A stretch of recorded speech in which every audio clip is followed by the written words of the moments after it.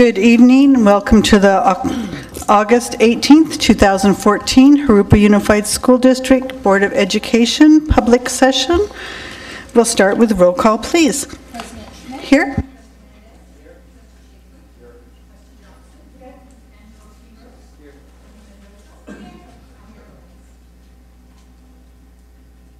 And Javier, would you lead us in the flag salute, please?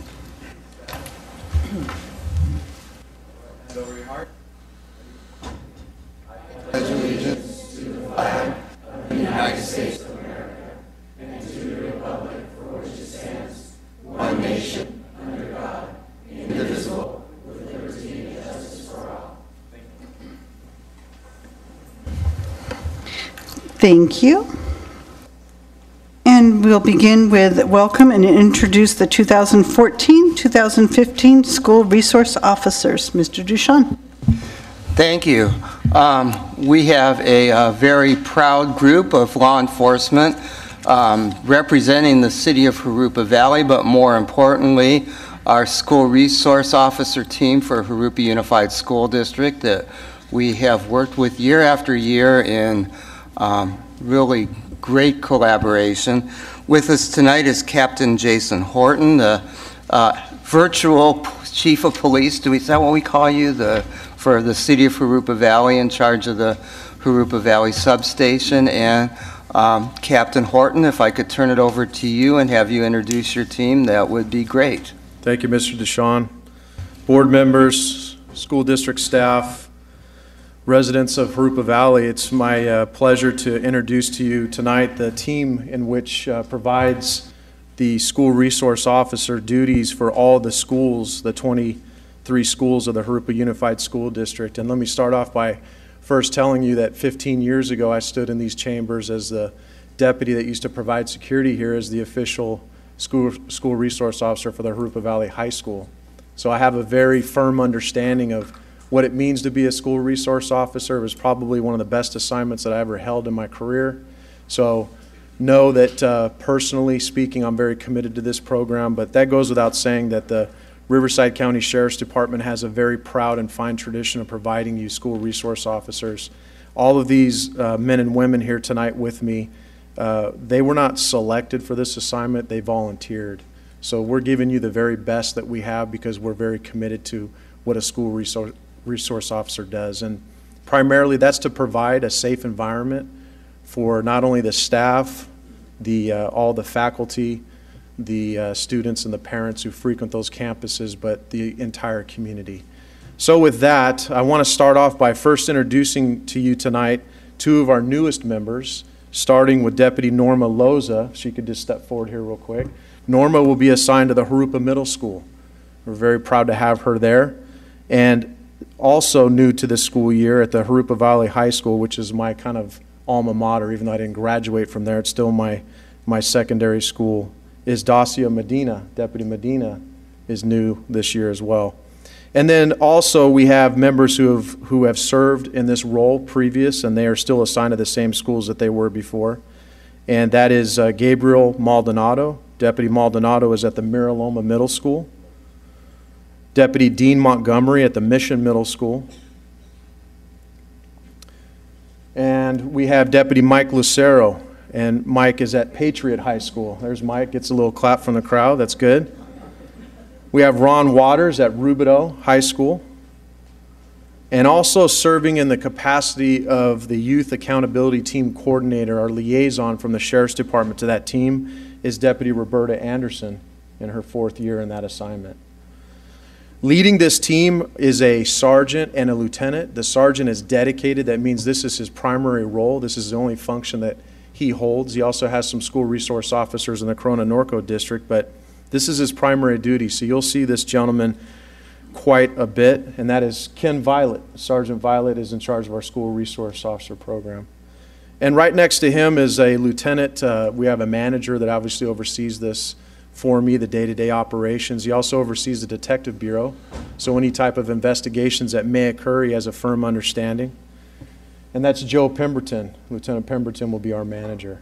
And with that, ladies and gentlemen, I'd like to give a round of applause to our men and women, and thank you for letting us come tonight.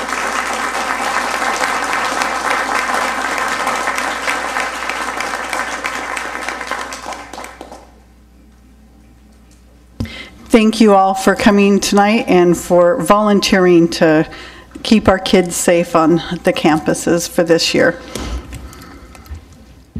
And I will say, sort of unfortunately, we've already had an opportunity where your team showed its excellence and aided in a very difficult situation. We know those things happen, and we appreciate both the sensitivity and the professionalism that every member of this team exhibits. And we know that, you know, every single day we have nearly 20,000 kids and staff, and actually more than that, and you protect our schools. I believe they are the safest place to be, certainly in the district, if not the universe. Our kids are well protected. So thank you all. It's a pleasure. It's really an opportunity for all of us to work with you, and I'm proud to be associated with you. So thank you.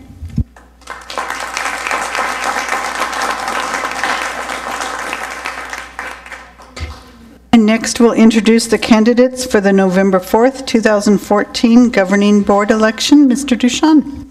Thank you, President Schmidt. It is that season again, and this district has, at least as long as I can remember, always introduced candidates who were running for the school board.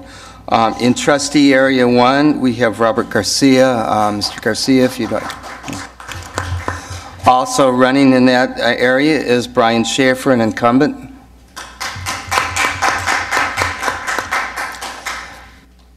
Running, but not too fast. Not that you wouldn't run fast, but there's nobody to run the race with. Incumbent Donna Johnston is running unopposed, but we will introduce you. Trustee Area 3. Also in Trustee Area 5, also running but unopposed, is Memo Mendez, and they will be seated automatically. So. And next we have new student board members for the new school year. Mr. Ducharme, would you like to introduce them, please? I would be pleased to. We've already had an opportunity to meet at least a couple of you. We welcome you to the school board. You are a full participating member. As we discussed, you have what's called a preferential vote, and you may speak on any item on the agenda. So it's a pleasure for me to introduce you this evening, and the administration would like to recognize you. Board member Angelo Quiroz from Jurupa Valley High School. Please. Wendy Mendoza will be representing Patriot High School. And Javier Lopez will be representing Rubidoux High School. And I will say to each of you that over the years, our student board members have made a major contribution to this board and governance team, and we invite your input and welcome you here. Thank you. Thank you. And next we'll move on to item number 2 and recognize the service of Trustee Bobby Hernandez. On July 12th, a good friend and trustee, Bobby Hernandez, passed away, and this evening the board and administration would like to recognize the many years of his service. I skipped there. Okay. You want me to go on, or you want me to come back? We'll do this. Okay. We'll come back. We forgot to ask our student board members to do the reports. It's been a long summer break without you, so we'll get to that. Mr. Nope, so I apologize. It was my fault. So why don't we start with Angelo from Jurupa Valley High School. And if you'd like to say a few words about yourself, please feel free to.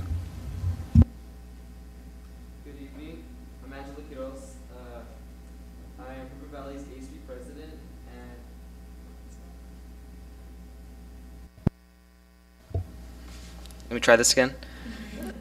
I'm Angela Quiroz, Jurupa Valley's ASB president, also a chamber singers, and very involved with my church and AP classes. So good evening. This school year started off fantastic. The freshman orientation went very well. We successfully received excitement from our new JAGs and established a positive atmosphere throughout the campus. Next Tuesday Next Tuesday, the 26th, is our back-to-school night, and we can't wait to welcome our Jaguar parents. October 3rd is our homecoming date, and our theme is JVHS, the happiest place on earth. This Friday, the 22nd, is Jurupa Valley's Chamber Singers' first performance at California Adventures. We're very excited and prepared. All of our fall sports have been training very hard and can't wait to get their new season started. Thank you very much. And also, I would also like to share how appreciative I am to be part of this experience. And thank you very much. And also, just for members of the audience, we do tell our student board members that if they have homework and they want to leave after their report, they should feel free to have their homework be their first priority. So they may choose to stay, but if they leave, it's not because of anything other than they're in rigorous classes. So, Wendy, would you like to tell us about Patriot? Hi, I'm Wendy Mendoza, and I'm also ASB president at Patriot High School. There are many activities that have occurred and are occurring on Patriot's campus, and those activities include our first day of school, freshman orientation, in which our link crew leaders take many of our freshmen to explore our campus and to find where their classes are located. Also, it was a way to help them get excited for high school. During the last week of the month, we will be having a week-long event called Club Rush. It's where students can go around and see all of the clubs that are happening on campus. It's also a way to encourage the students to get involved. On our campus, on August 26th and the 27th, elections will be held for those incoming freshmen running for a position on the freshman class office. Our back-to-school night also lands on August 26th. It starts in our gym at 6:30. On August 27th, we will be having a speaker from Free the Children organization. This organization helps students get involved in helping with other countries that don't have much. Then on Friday, August 29th, we will be having our first rally of the year, which is our academic rally. It's where we acknowledge our top 10 most improved and top 10 GPA students. And also, I am appreciative of being a part of this board. Thank you so much. And Javier, if you would like to tell us about Rubidoux. Hello, my name is Javier Lopez. I'm from Rubidoux High School, also ASB president over there. And so far, our school is off to a really good start. Our link crew leaders have been working really hard just to welcome not only the incoming freshmen, but all the new students that have been coming in from other schools. And this Thursday, we have our back-to-school night at 6 p.m. starting in our gymnasium. And next week on Tuesday, we will be having our first blood drive and also makeup pictures for those who didn't make it on registration dates. And lastly, our first football game of the year is next Friday against Ramona at home, and I invite everybody to come out. Thank you. Thank you all and welcome. Thank you. Now we'll go on to recognitions.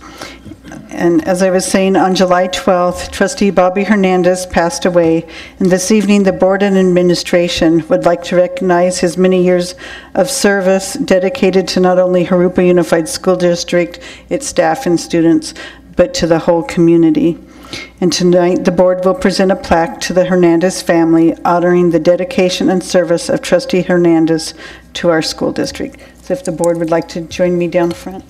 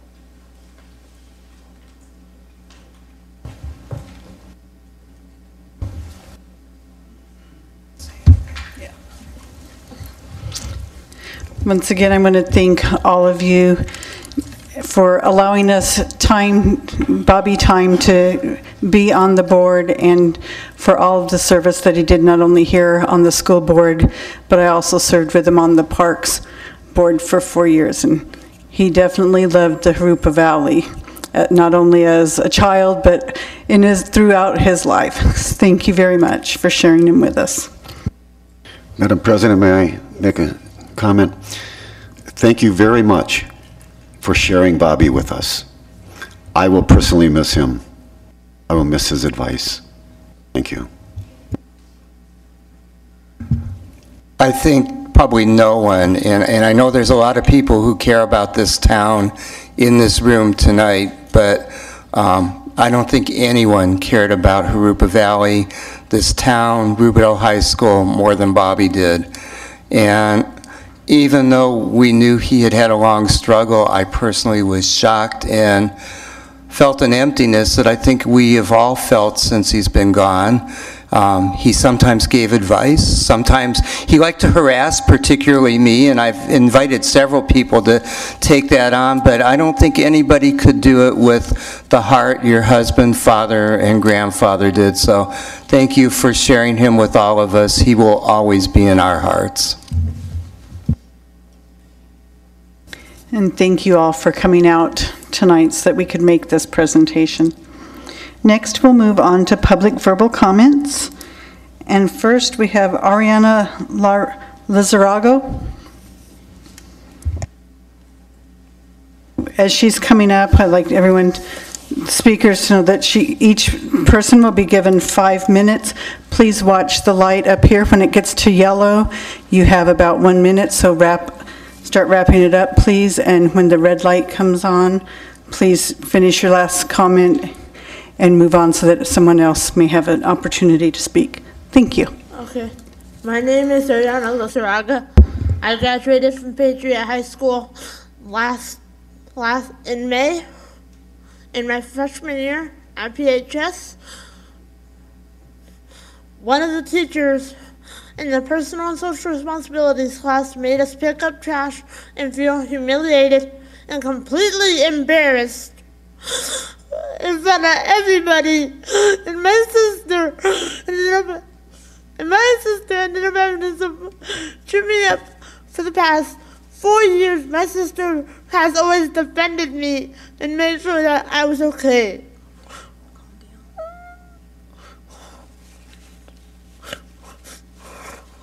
And I don't want this to happen to any of my other friends that are there at the school.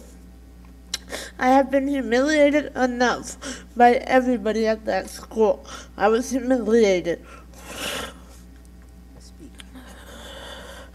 And they didn't even they didn't even use that money to go on field trips or to go to a trip to the grocery store.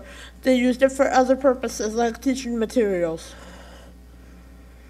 And I just want all this to stop and end because it's not right, and I do not want friends of mine who have little kids, who have siblings that might be headed to that school to have to deal with what I had to deal with. My little brother, who is a junior at that school, has seen the kids be humiliated. He's seen me be humiliated.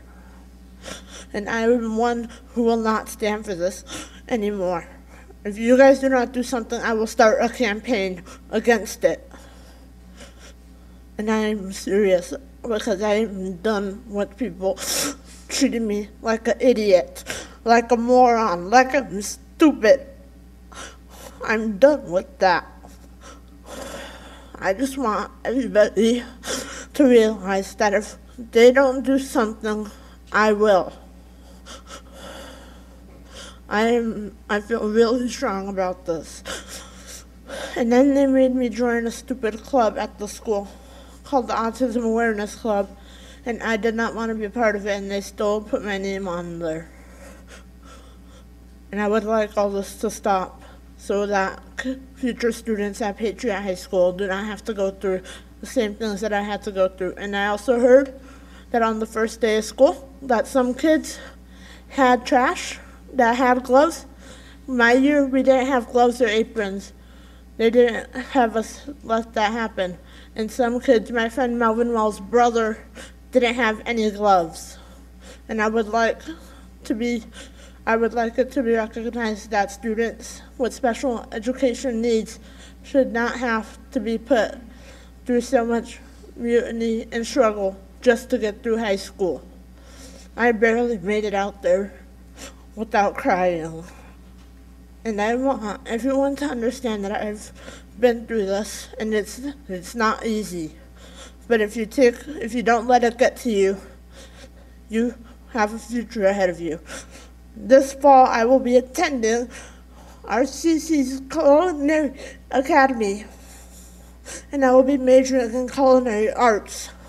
Mrs. Eden has not stopped me from achieving my dreams, and so can you. I just want everybody to feel proud of themselves and not be dealing with struggles like I had to. And that is all.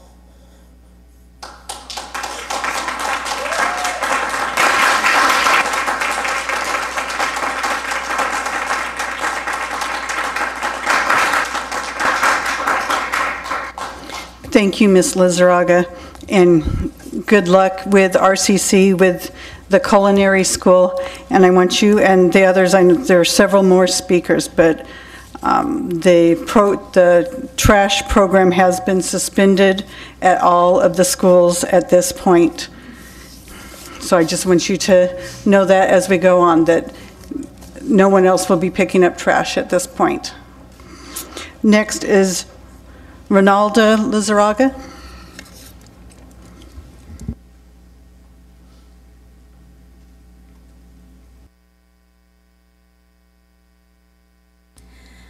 They say the parent is the child's best advocate, but I think my daughter has already become her own advocate right now.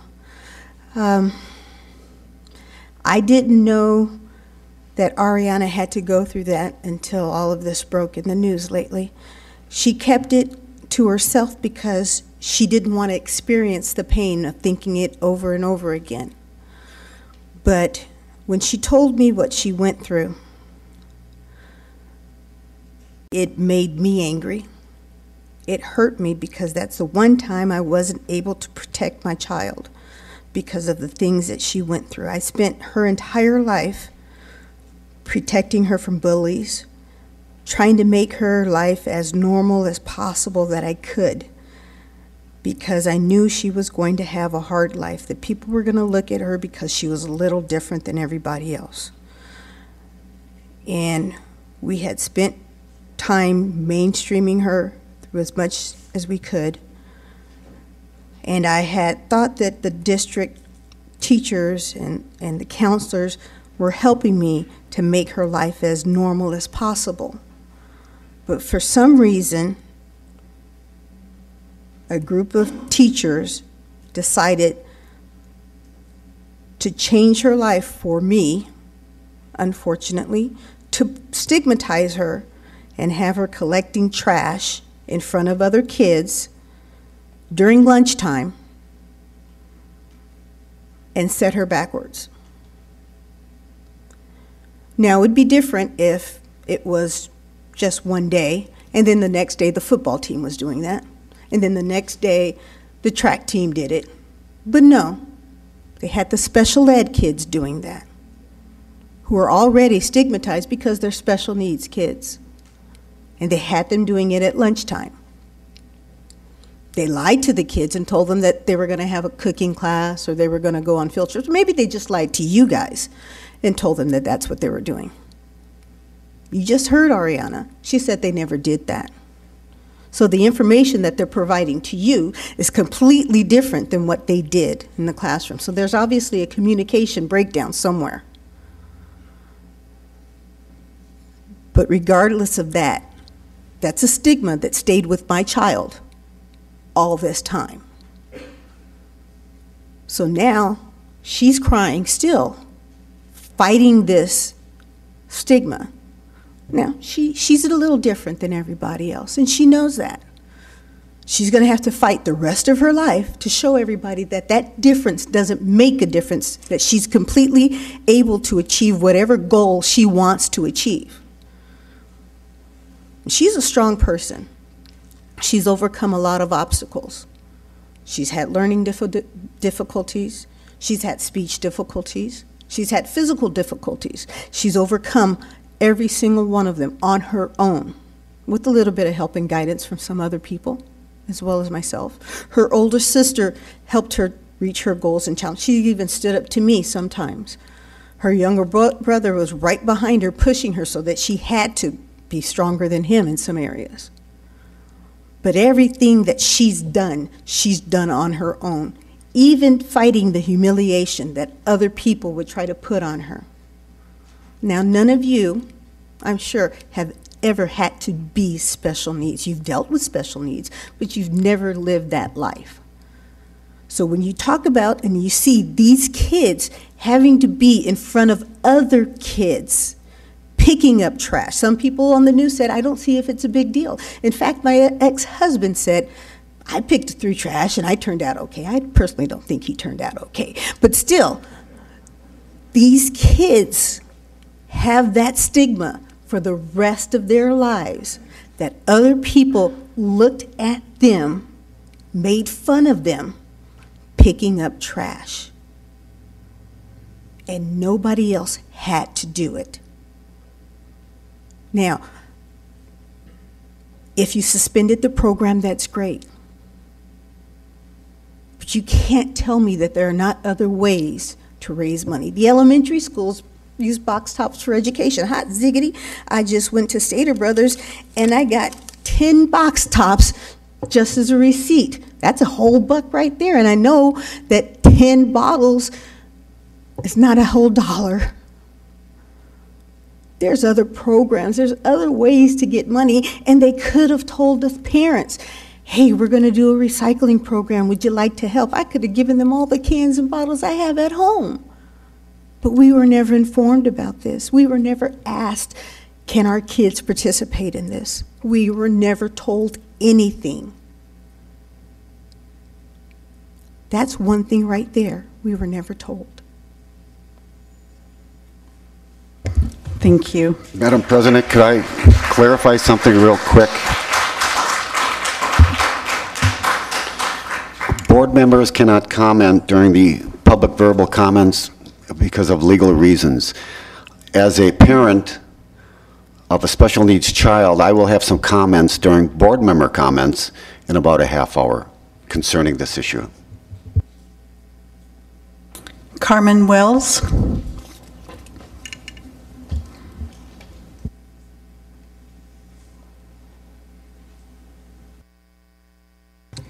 Good evening. I had to write my thoughts out so that I don't go in all these different directions. I was here 2 years ago with issues regarding the functional skills program. It was about 2.5 years ago before Marcus went into Mission Middle. But you did not hear me. My complaints were ignored and you were not responsive. So this time around, when I found out that Marcus was digging trash, that was the last straw. That was the last straw. I went to the media so that you can taste, just taste, what our kids went through. Shame and embarrassment is a very hard pill to swallow. I hope that you have on your listening ears and taking notes, and replay my message until you get it, because I'm demanding action. Like I said, this trash incident was the last straw, but it's not the only thing that has happened within the functional skills program. And I blame the district, specifically the directors of special ed, for allowing these things to happen, as they are the leaders of the functional skills program, and I've learned that these things have been going on for years. So now, yeah, you're suspending the program. Why was it there to begin with? Why? So while your special ed administrator receives awards for Administrator of the Year, sorry, while I do not applaud, you have a time bomb of issues exploding in front of you. This is not the only issue. Carmen, why are you making such a big deal about recycling? It's in the manner and how you did this, how you executed this, because there are health risks. I really want to share that you have imposed some health risks onto our children.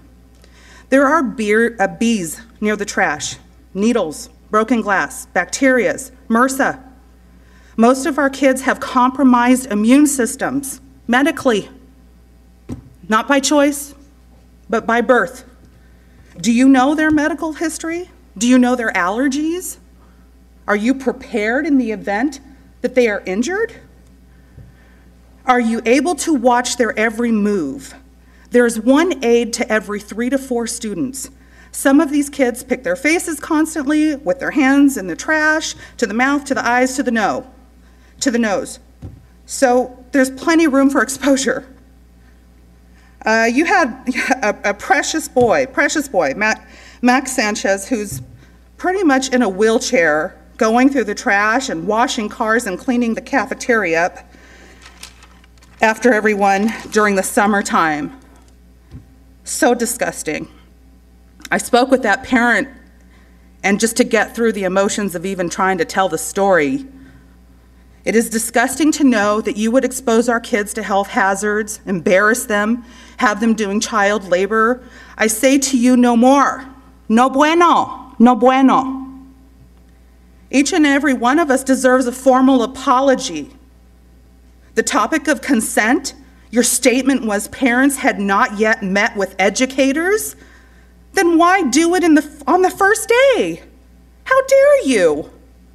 What gives you the right? Why not wait until we were fully informed? It's not in the IEP for any of our kids, therefore you breached our agreement with you. It wasn't in our individualized educational plan. So this is something outside of it we should know. We have a right to know. And we have parents that don't speak English. They only speak Spanish. They don't understand a lot of different things. This should have been communicated to those of us that don't speak English. It should have been written out very well. Get a translator. Have somebody call a person. Pick up the phone and call somebody. That's another issue I have here, is our communication is a chronic issue with this program. You claim to do this for life skills, and sorry, but the message you're sending is you're training them to be homeless. Our kids are able to do so much more. You have kids on detention picking up trash, and even they get consent from their parents. Oh, it's time for me to go?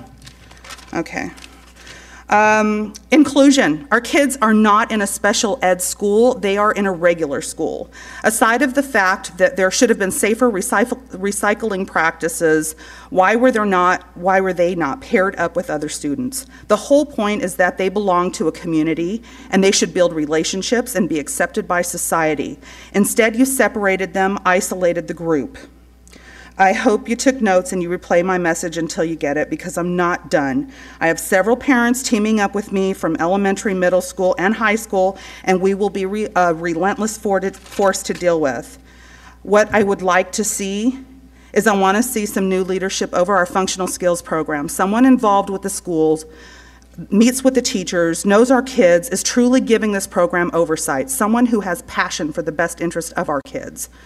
I want to see a committee of teachers, aides, parents, and the district to brainstorm the direction of the functional skills program.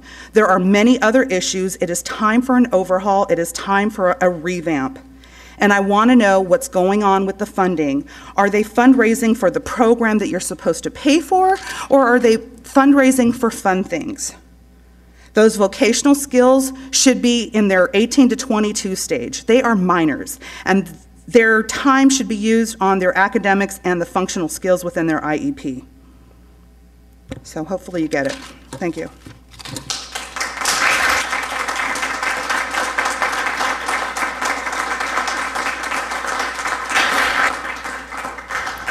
Thank you. Melvin Wells?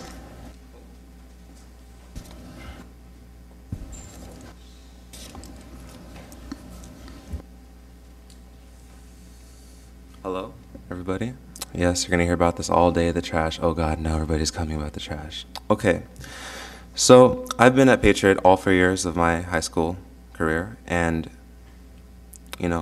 shockingly, I never really noticed. I actually never noticed any kids digging in the trash, and if I did, they were kids, who were in OCD or some type of punishment. I was really comfortable with Patriot because I felt, I've gone there, I've been there, my little brother's going to be up and coming, he's going to be in that school. Cool, I know the teachers, I know the kids. Might be all right. I mean, of course, as an older brother, you're going to fear, well, there's always kids, right, who are going to bully, who are going to say things, this and that, right? Never did I imagine it'd be from the school itself. So with this whole trash incident, you have kids, wearing gloves, digging through garbage, picking out bottles, cans, sorting them out. Okay. Then what the statement that's given is that this is within life skills, right? This is teaching them something. This is going to show them different avenues, might benefit them in some type of a way. However, how many of you actually dig in your garbage for bottles? I'm pretty sure you just take your bottles to the big blue bin that says recycle, not dig through the trash, let alone someone else's or by an entire campus of kids. And so the thing is that this has gone on for years, and I was unaware, otherwise I would have said something way back. And of course, as you noticed, a lot of parents were also unaware because there was no consent given. So my big concern is if this happened on the very first day of school without us knowing, how many other incidents like this are going to happen, whether it be they're picking up the garbage, digging through the garbage, cleaning the cars, mopping the floors, dusting the shelves, I don't know, whatever it may be, how many more times is this going to happen? These are kids, they're people. And just because they're special ed doesn't mean that they're not going to feel ashamed or embarrassed, because as you noticed, the parents had no idea. This has gone on for years. Okay, suddenly you guys get media coverage, what happens? It's suspended. So what really needs to happen is not suspension. It needs to be ended and rethought, because this is absolutely, it's ridiculous. I cannot tell you how angry I am and really shocked that this is how we treat our special needs children. They need to be treated like regular people. I didn't hear about the football team or the science classes or the English classes digging through the trash. Why? Because those kids can say no, they can speak up for themselves. So some of these kids cannot. So that's taking advantage. And if you can't see it that way, then I don't know what is. But here's the deal. Whatever you guys decide, you guys decide. However, my family and I and the other parents are not done. I'll get this broadcasted on a satellite if I need to, because this needs to stop at some point. Okay? So I'm sorry if I'm coming off a little aggressive, but I'm not here to smile in your faces and be happy. I'm done.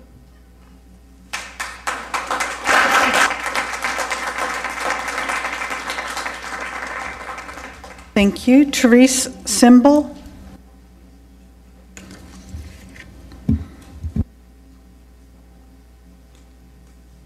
Good evening, everyone.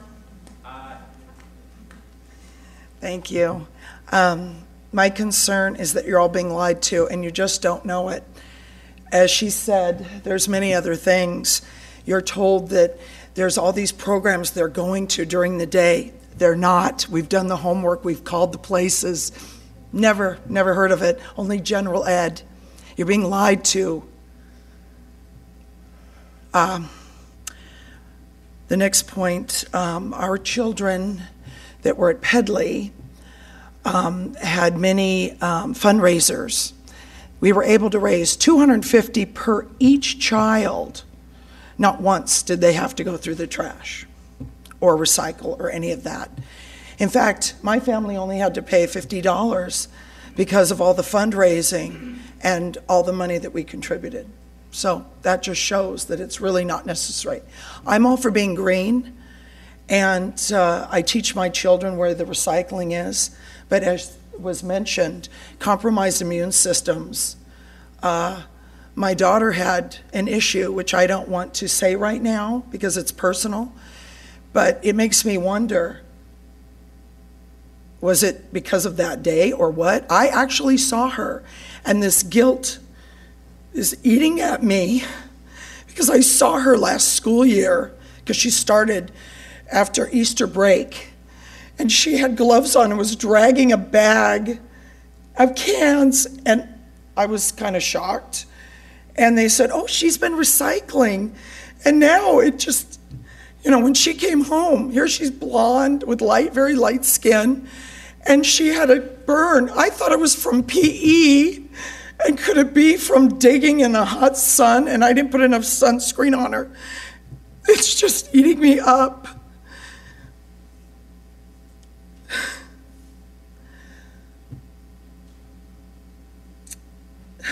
Sorry. My child loves to go to Macy's, and she loves perfume. And it may be that one day she wants to be a socialite like Paris Hilton, but never once did I think a life skill would be her digging in the trash. She may never have to work a day in her life. We're very blessed that way. We have many members in our family. So to hear it was a lifestyle skill was really, wow, a real slap in the face when she is just so ultimate and charming and everyone adores her. And the fact that this young woman had to endure this humiliation.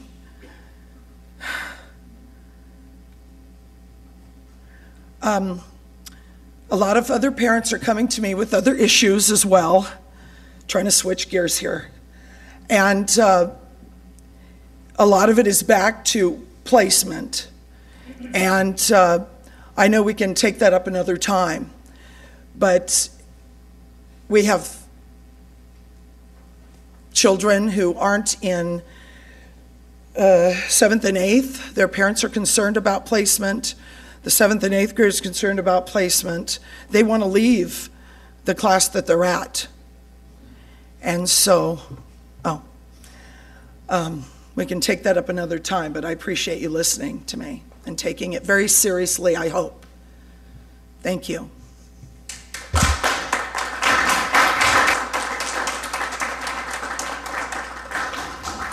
Thank you. John Zimbel.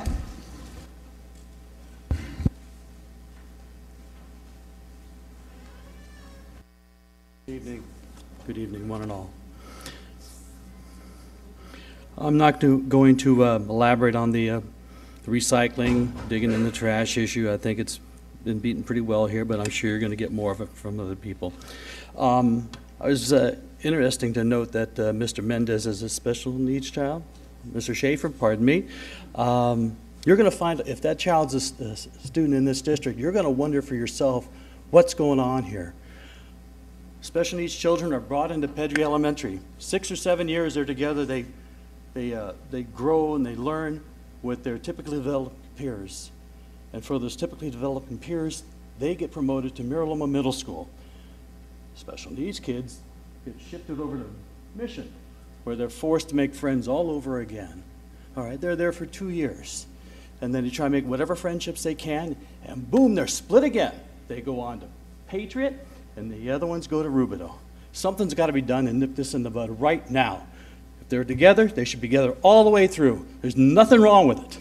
I don't know what master's class it was that Michelle Johnson and Carmen Fye came up with that they said, well, the district has a right to conserve its resources. Really? They would rather pluck 2 very good SEC classes out of Pedri Elementary and shove them over to Rustic Lane because that's a natural feeder school for Mission Middle.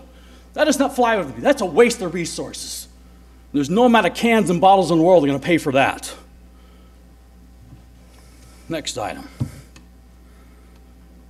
With budgets being so tight, what is the good reason that the district employs a lawyer in Carlsbad, 90 miles away? Keep the money in Riverside County. I don't care if you have to go to Blythe. Keep it in the county. I also don't appreciate some of the administrators referring to our children as kiddos. They're your students. They're children. I don't need kiddos. I don't raise baby goats.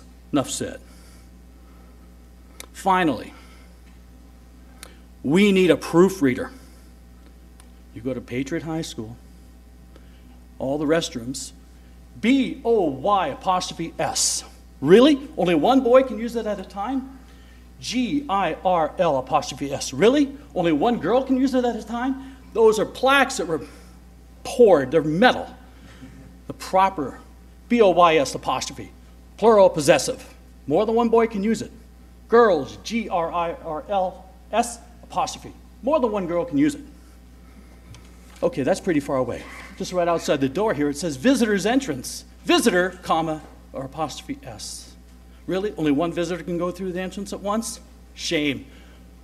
Who's asleep at the switch here? Thank you very much. Yay!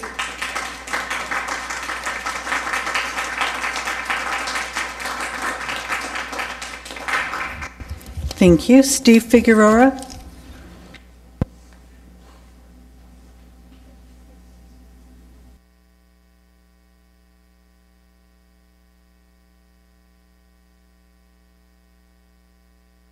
My name is Steve Figueroa. I'm an education advocate. I write many letters to Elliot that go unanswered. I've been asking for a meeting on such issues of trash digging, disabled students who masturbate in their class, who don't have the proper aids to stop them from doing that.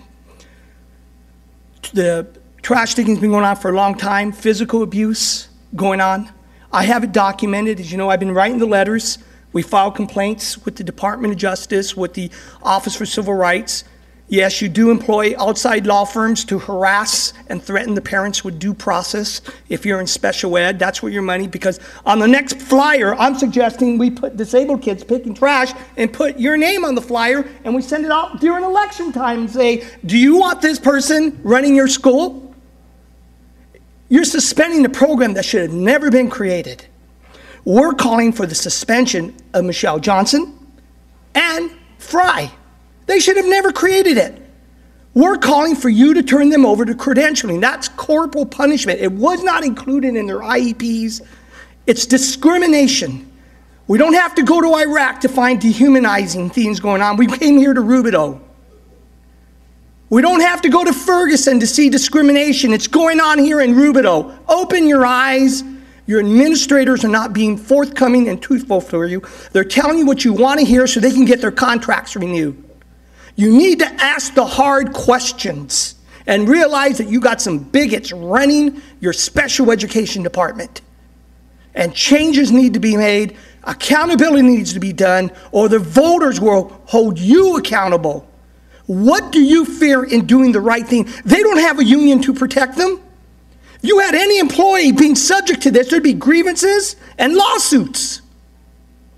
And we know you got all the money in the world, our tax dollars, to fight us.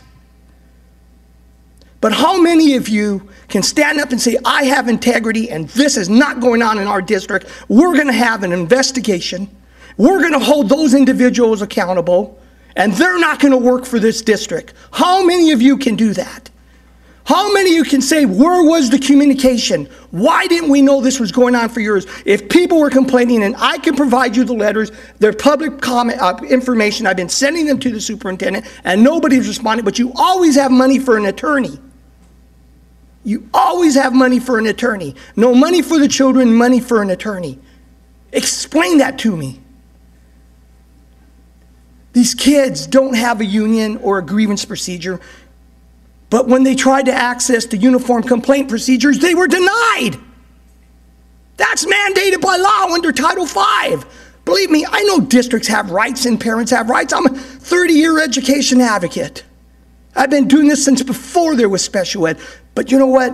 This district refuses to audit itself, and I'm asking for a special education audit. Why? We did it in Rialto. We forced the board to remove the superintendent who ended up having the worst special education in the country.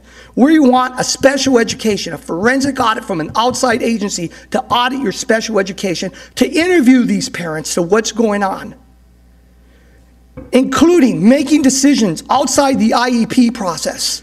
moving students and parents without even IEP information. Let me go further than that. Changing IEPs. Have about all the IEPs are alike, using template IEPs at different schools. All of that is illegal. If you know special ed, like you have a special, you know they can't do, you have a right to help develop that. These parents don't have a right to help develop it. What they've been going through is against the law. You need an audit. The only thing that should be suspended are the administrators who oversaw this and allowed it to go. We demand justice. And like they say, no justice, no peace. It's that simple. Every single board meeting. And when the political flyers go out, we'll put the children on there with their testimony.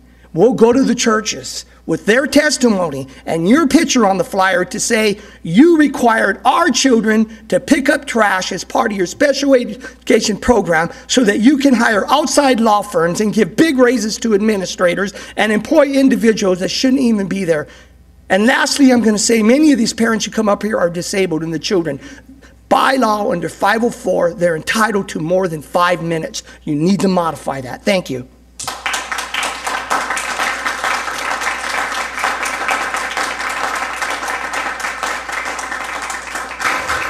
Sylvia Holquin.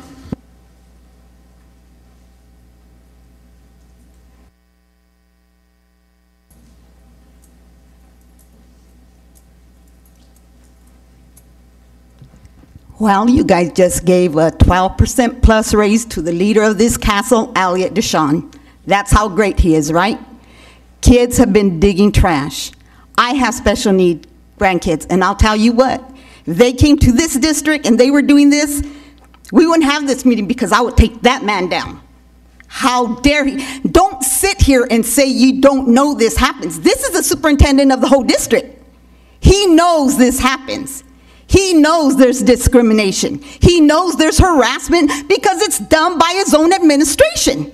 For years you've been, and what do you say? Oh yeah, she's been saying the same thing, but I brought you proof, and what has changed? Nothing.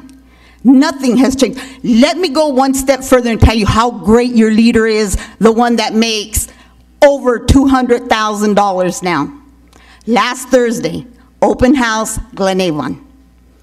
There was 3 explosions.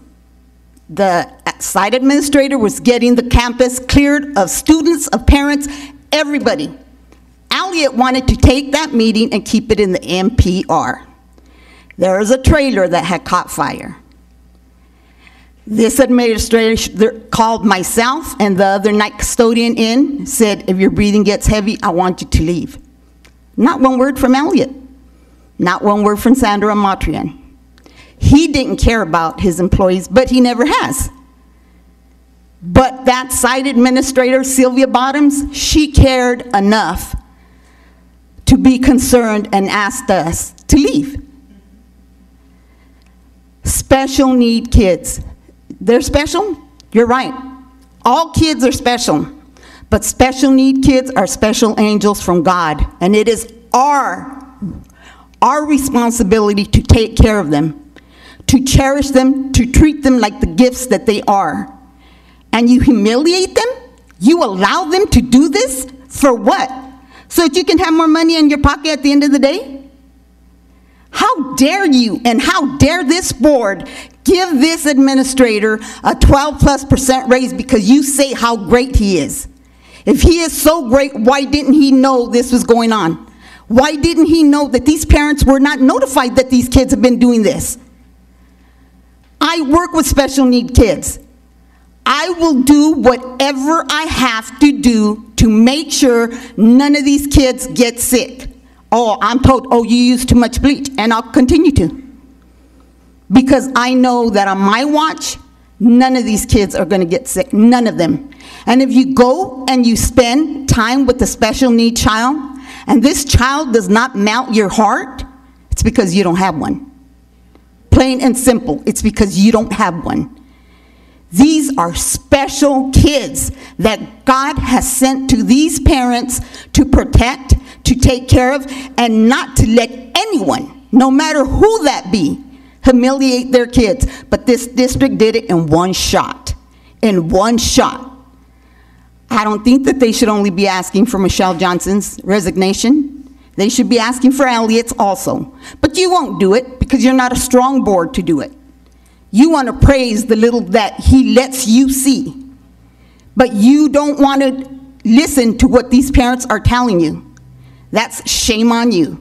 That's shame on you because this has been happening for years. This is not the first time anything's happened. And then I got calls from parents saying they are not having pre-meetings before open house anymore. Why? When I worked for Jim Owens, we always had a staff meeting where we were introduced to the new teachers. The parents got to know all the teachers before they went to the classrooms. Could it be because last Thursday, a teacher was arrested at Van Buren Elementary in handcuffs? Is that what you don't want the parents to know? The people you were hiring? The people you approved for this man to bring in this district? Shame on you. Shame on you that you would allow these precious angels to feel any less than their worth. Because you know what?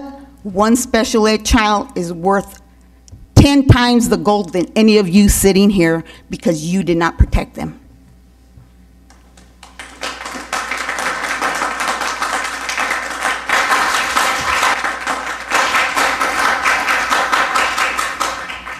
Thank you. Amanda Granado.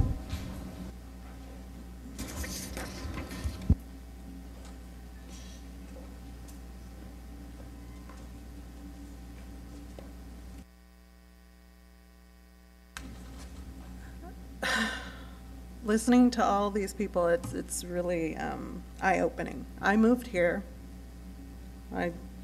From the Eastern Sierras. I moved here for a better opportunity for my daughter. I believe she's in the best program right now at Pedley Elementary. I went through a lot of trouble to get her because I no longer live in that district. I applied for a district transfer and had to go through hoops because I was notified the day before school was supposed to start that it was denied. My daughter has been resorted to a number. To know that my daughter, the opportunities that she has are to go to Mission and then to Patriot, where there are things going on that either you guys are aware of and just aren't doing anything about, or you're not being informed. And that's what I talked to you guys about the last time, communication. Not only do you need to communicate with the parents, but you need to communicate with these educators that are putting these children in a place where they're humiliated. That's not what I came here for my daughter.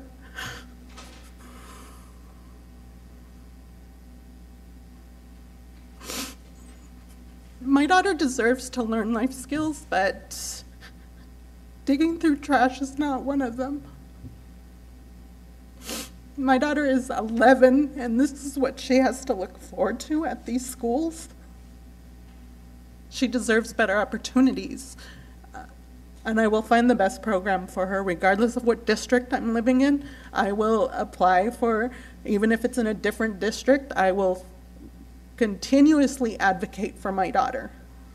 What I'm asking the board is, when are you going to start advocating for our children as well? We have teachers and aides that work with them day in and day out, and they advocate for our children. Some of them do, some of them don't, apparently. But the teacher my daughter has advocates for my daughter. But it makes me extremely upset that the people that make the big decisions are not advocating for my daughter. My daughter's not a burden. She's autistic. Autism is a blessing to me. I ask that you guys start advocating for these kids. You see all these parents here that are advocating for their children. You see a student coming up here advocating for herself when you guys should be advocating for her and making sure that she goes through school and doesn't have to be humiliated, doesn't have a bad experience. Life is tough enough for these kids. So that's what I'm asking for you guys to do now. You guys are aware. You guys know now. You have the information. You've had letters written to you. You know now. It's your turn to advocate for them. We can continuously come to these board meetings, and we will continuously come. But to have to sit through and listen to a girl who's in high school come up here, for you guys not to be moved by that or to not want to do something for her or to help the next child,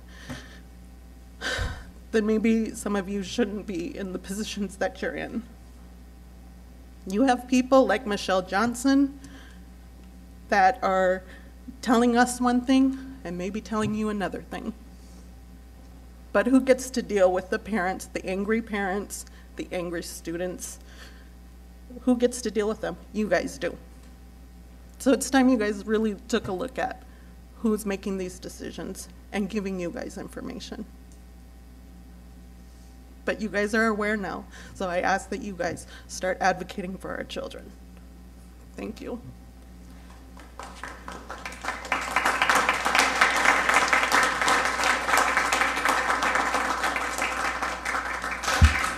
Thank you. Olivia Novoa.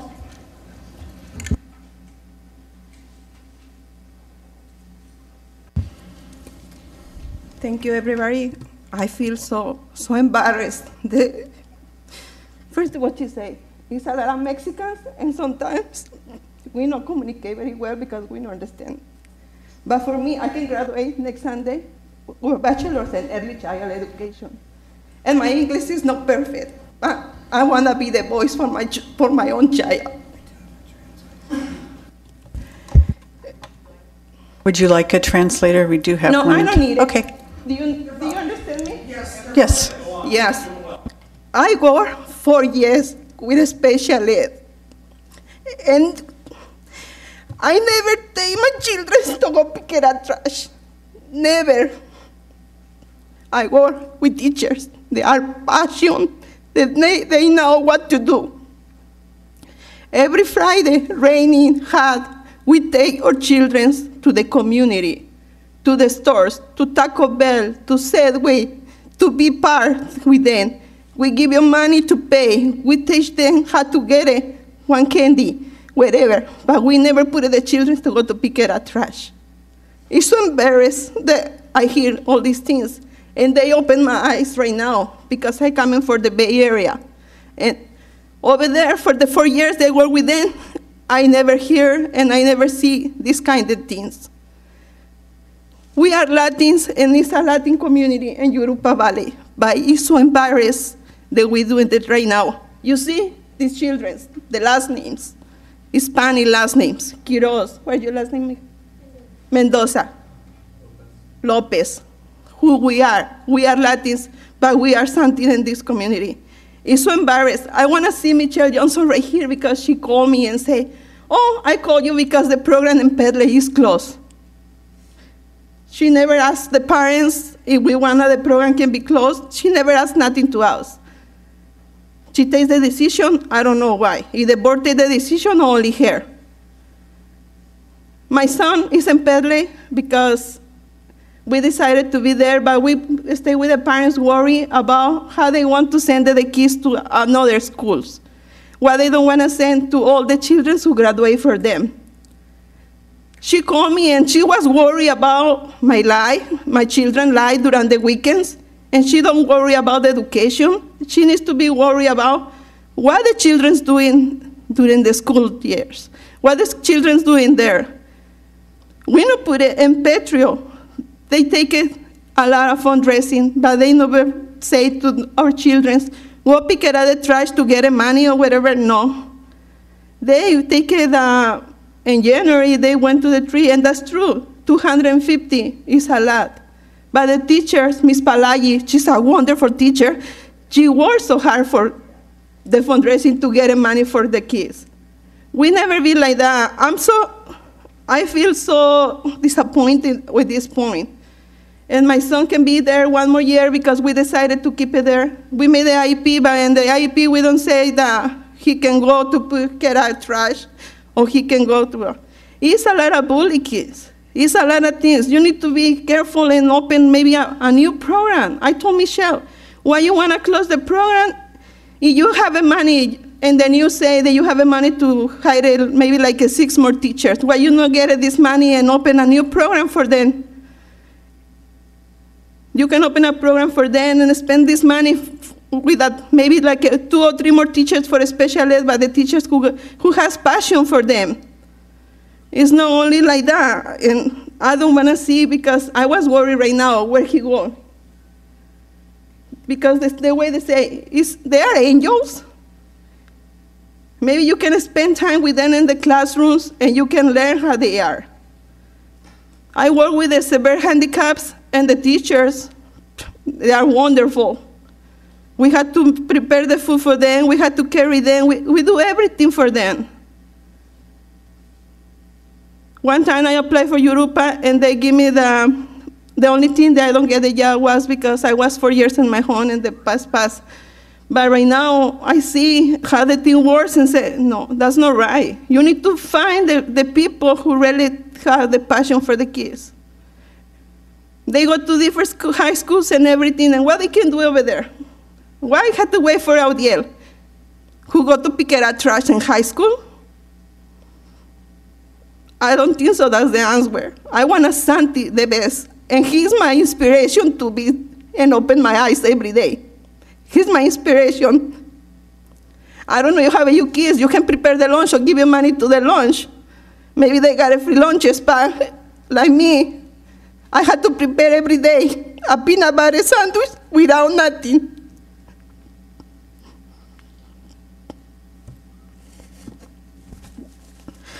I had to put 2 breads together and that's it.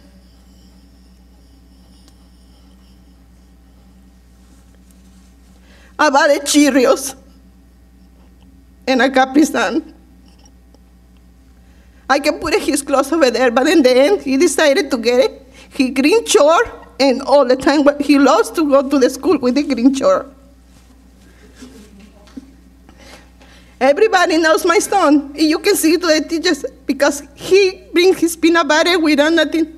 But the kids that they have it right now is so, I feel so blessed to find the kids in the streets and say hi out and the way that they hug and the mall and everything. And they want to send them to another school when nobody knows them. Do you think it's right? I don't think so. You need to do something for the kids. And I want to be the voice with the parents, because the day when Michelle called me, maybe my English is not fine, but my heart is with the children. And that's not only with him, that's the children, because God, before I had him, God gave me the opportunity to be with them and serve for them. And I served for them 4 years, but it was the best 4 years in my life. I followed them. I saw how they grew up, and when I go over there and I saw summer ones, because I keep in contact with the parents, I feel so great, because you are the district, you are the board, you can make the difference. You need to be more alert with these things. And I think you need to be alert with Michelle, the things that she's doing. Because she called and said the things, but she don't ask nobody, and that's the point, that your son has to go right here. No, that's not right. I'm so happy that they leave the program in Paley, because they have already teachers, directors, and everything. I live in front the Indian Hills, and my son can attend the Indian Hills for the program. But Paley is her house. He loves to be over there. I love to be with the teachers, and I think you have to do something. And for the parents who don't speak English, maybe next time we have to call the media in Spanish, because the community needs to be informed of all these things about the Jurupa Valley.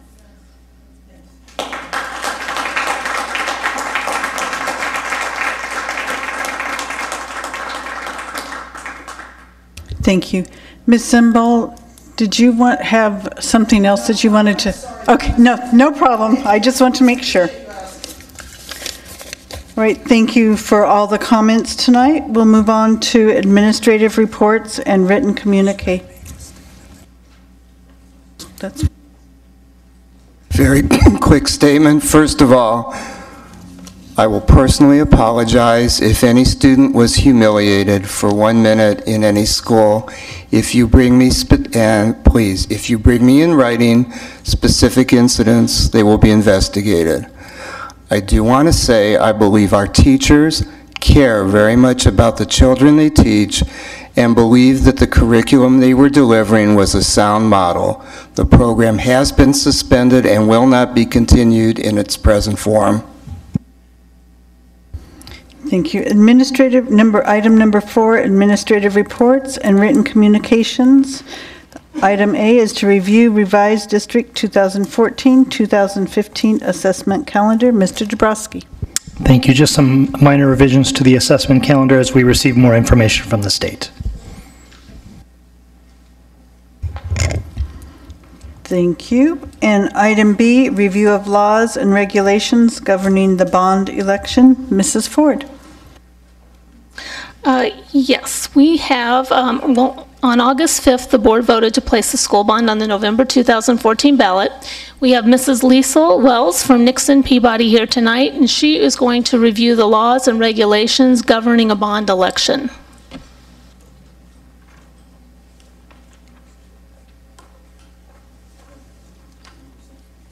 Members of the board, Mr. Duchamp, members of the public, I'm Liesel Wells with Nixon Peabody, and I know it's a very somber evening with a lot of weighty matters, but it's, I think, an important time for us to review some of the laws that will govern the activities of the district during the period of time leading up to the bond election that was called.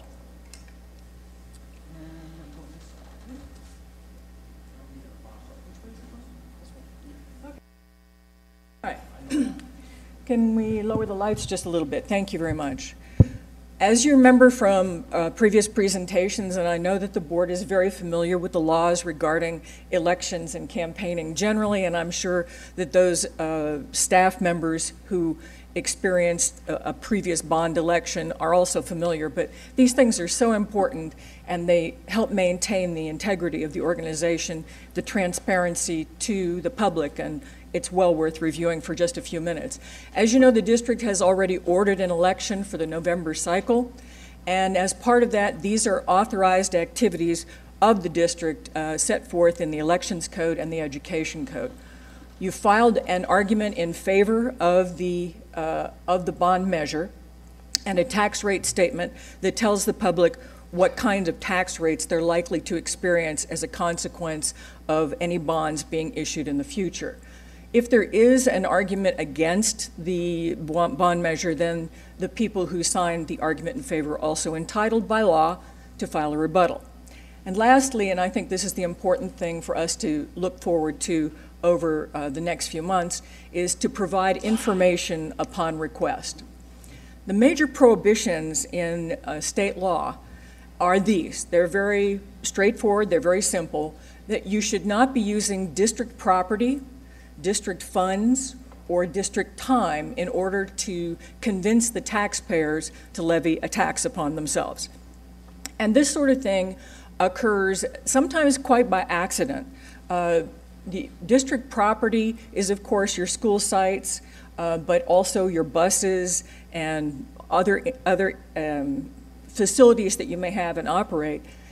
And as long as there is a campaign running, it is incumbent upon the district to make sure that the education function is what's happening on the district property and that the district facilities are not used for the campaign itself.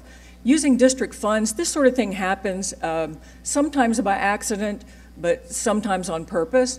If the district's franking ability or stamps and paper and so forth are used in a campaign, this of course violates the law. And district time, of course, the people who are on the staff are being paid by the taxpayers to provide educational services to the public, and they need to use their time in that context. We've, over time, developed a set of guidelines, which we're happy to work with district staff if there are questions that come up during the course of an election as to what is permissible under state law. Let me just take a minute to review a couple more things. This is a photograph I personally took. We always love to pick on LA Unified. I personally took this photograph when I went by a high school and they were voting, excuse me, hit the wrong thing. They had Measure R up in front of the public, and they were using the marquee of their high school in order to endorse this measure. Now, there can be a very simple change to this marquee, and it would be legal. That is, to vote on November 4th. That would be a legal use of the marquee. Every district has a different relationship with its unions. It's important for district staff and the board to understand that the union support or opposition cannot be forced or compelled. A union is free to take whatever position it chooses with regard to a bond election campaign. It can endorse it, it can go against it. If they have bulletin boards or other facilities that you let them use for any purpose, they can post notices as to the election, whether they support it or oppose it. They can offer campaign volunteers, but no one can be compelled to volunteer. The teachers and staff, it's important to remember, retain their First Amendment rights, and they can be on either side, and the important thing for the senior staff and the board to understand is that these people cannot be disciplined or rewarded for their campaign activities. There is a separate campaign committee established for pretty much every bond election, and that campaign committee is responsible for doing these major things. To hire an election consultant. This is an individual or an organization that is not paid for from district funds. He's paid for by contributions from interested parties in the community, from businesses, etc. So they will raise money to pay the election consultant and to provide mailers and so forth, take out advertisements. They will recruit volunteers, which they may do from any institution. However, the district is not permitted under law, for example, to give over its PTA list to the campaign so that they may use that as a baseline for their recruiting volunteers. And then they'll conduct the campaign. Again, this is entirely an independent activity from that of the district running its educational opportunities, facilities. They can also register voters. And a footnote here, it is also the ability of the district at any time during the election, leading up to the election, to register voters. You may do that at every school site. It is a matter of public policy to encourage people to vote on issues. And so that's an activity that the district can perform as well. This is the one big takeaway from this is that staff and union members, et cetera, no one can be forced to participate in a bond campaign in any way. Could I ask you a question? Yes, please. If you go back to, can administrators, staff, teachers do any of, let's say, on committees to collect money to promote the campaign? Can administrators, teachers, can they be on those committees? Can they write the checks, collect the money, promote it? Well, that goes back to the slide on First Amendment rights. A staff member is free to use his or her own time to do any of those things. And if a staff member is interested in working on a campaign or opposing a campaign, the requirement we like to relay is that they must use their own personal communication devices and their own personal time. They can't be sitting at a district computer and drumming up funds for the campaign. These things are improper. Okay? Okay, and the challenge, which is really where you're going with this, is that you have two functions if you are at all interested in the campaign. In the one hand, you have a duty here to the public and to the students, and on the other hand, if you are interested in the campaign, if you want to do activities outside, you just need to draw a line between your activities on behalf of the school district and the activities that you may choose to do on your own time in your own space. And this affects board members, principals, and teachers. One in a community college that I was helping with on a bond campaign. Unfortunately, one of the professors was doing a political science class and decided that he would use the campaign experience for his students to gain a graded activity. So he was rewarding people to go out and campaign for the bond campaign, for the bond measure, and that was improper.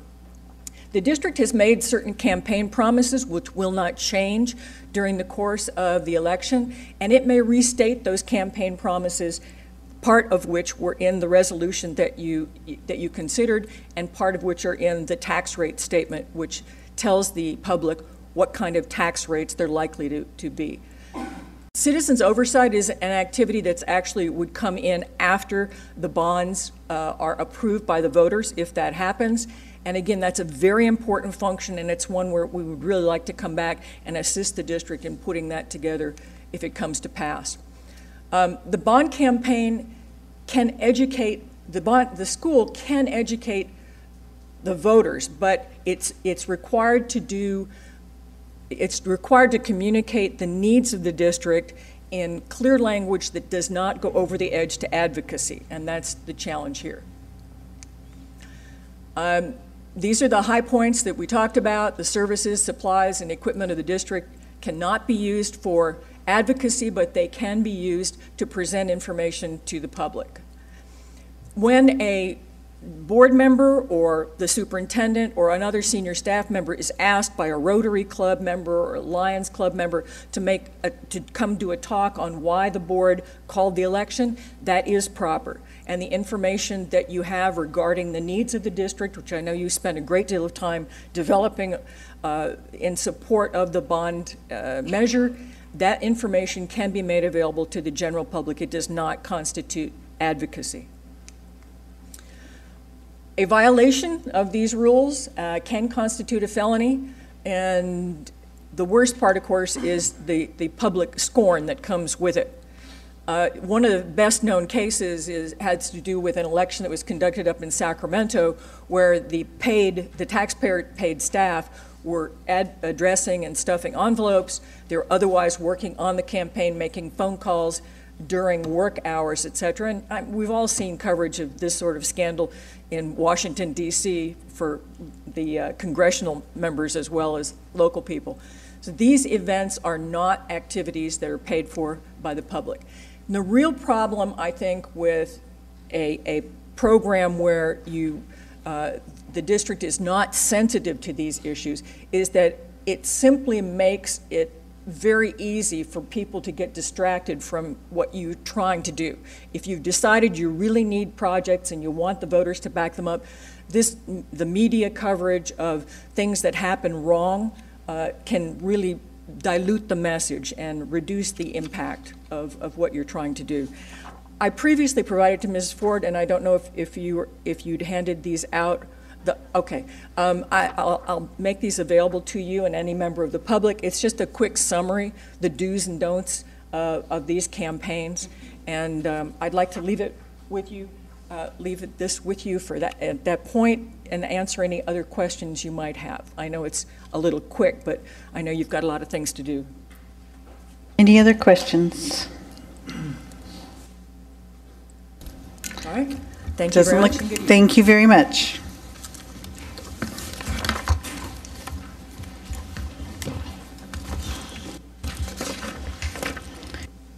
Next, we'll move to item C and review the process for the transfer of school district territory. Mr. Duchamp. Thank you, President Schmidt. Recently, the school district was contacted by a resident of Eastvale who lives in the Jurupa Unified School District boundaries, but is in the city of Eastvale. And that person notified us that a petition was being circulated to remove the territory or transfer the territory to Corona Norco. This follows a process that is drawn out very clearly in the education code and follows a very legalistic process. The person who handles that process at the County Office of Education is Mr. Rowan Edmonds, who is here this evening to give you a presentation on the petition, not the petition so much itself, but on the process that would be followed the role of the county committee, and all of the other legal components of the process. So I'll turn it over to Mr. Edmonds. Thank you. Well, good evening, President Schmidt, members of the board, and Superintendent Duchan.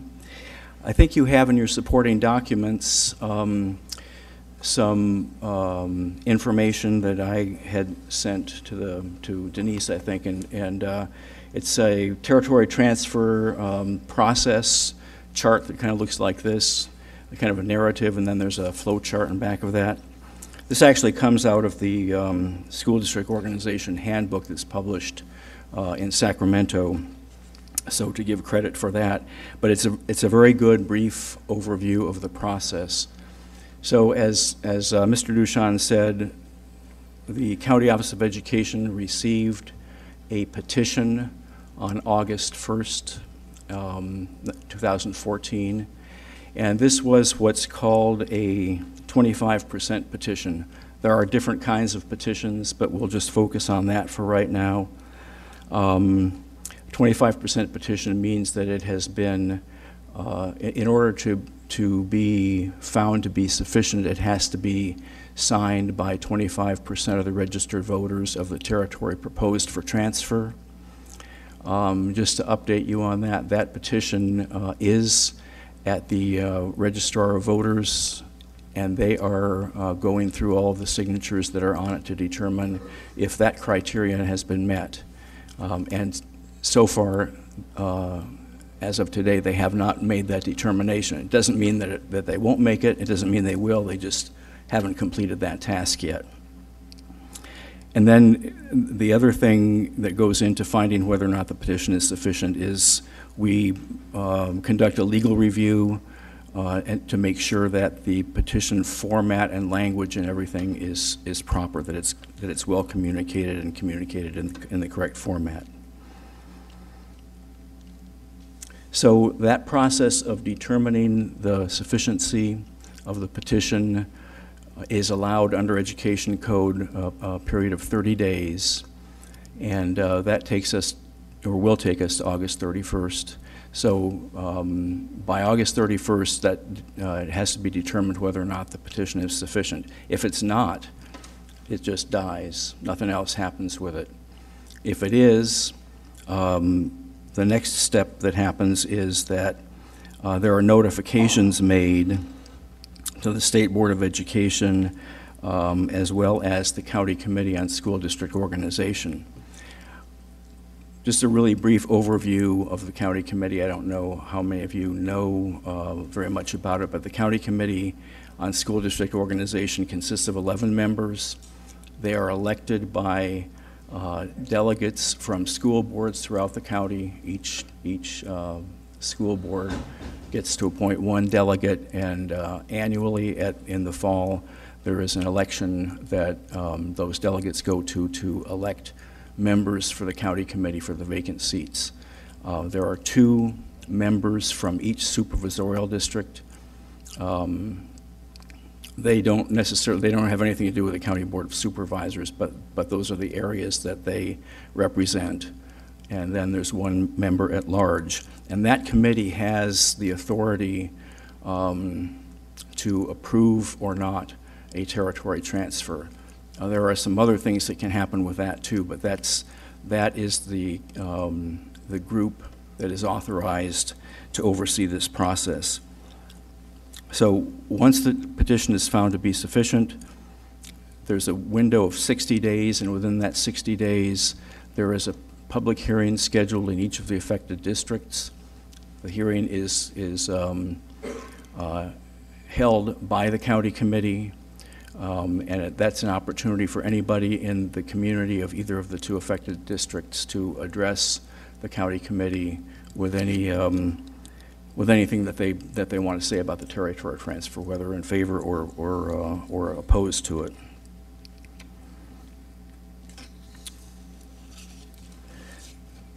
These territory transfers are also subject to CEQA. CEQA is the California Environmental Quality Act. And I'm going to hold that thought because it actually comes in just a little bit a little bit later. But it is one of the things that the county committee has to take into consideration when they're holding their meetings on this, is whether or not there could be a potential environmental impact from a transfer of territory. So after the public hearings, there is a 120-day period during which the county committee does a study of the territory transfer. Typically, that study is done by a consultant that is hired, that is an independent, neutral party that has expertise in this area. And the study has to collect data and make an analysis of the conditions that are listed in Education Code Section 35753. And I attached also a copy of those conditions for you. It's a summary of them. Looks like this, but the conditions are things like that the reorganized districts, if this transfer takes place, would be adequate in terms of enrollment, that they would be organized in terms of substantial community identity, that the transfer would result in an equitable division of assets, that the reorganization of districts would preserve the right of the districts to educate students in an integrated environment and not promote racial or ethnic discrimination or segregation. There would not be any increase in cost to the state as the result of the transfer. A sound educational program would continue to be offered, not affected by the transfer. There would be no increase in school facilities costs. The primary reason for the territory transfer is not to significantly increase property values, which does happen sometimes, and that the territory transfer would continue to promote sound fiscal management and not cause a negative financial impact. So briefly, those are the 9 conditions that have to be addressed, those conditions must be met in order for the county committee to approve the territory transfer. If even one of those conditions is not met, the county committee cannot approve the territory transfer. However, interestingly enough, if all the conditions are met, the committee still has the ability not to approve the territory transfer. And there could be other reasons for that. It doesn't happen very often, but they don't have to approve it if the 9 conditions are met.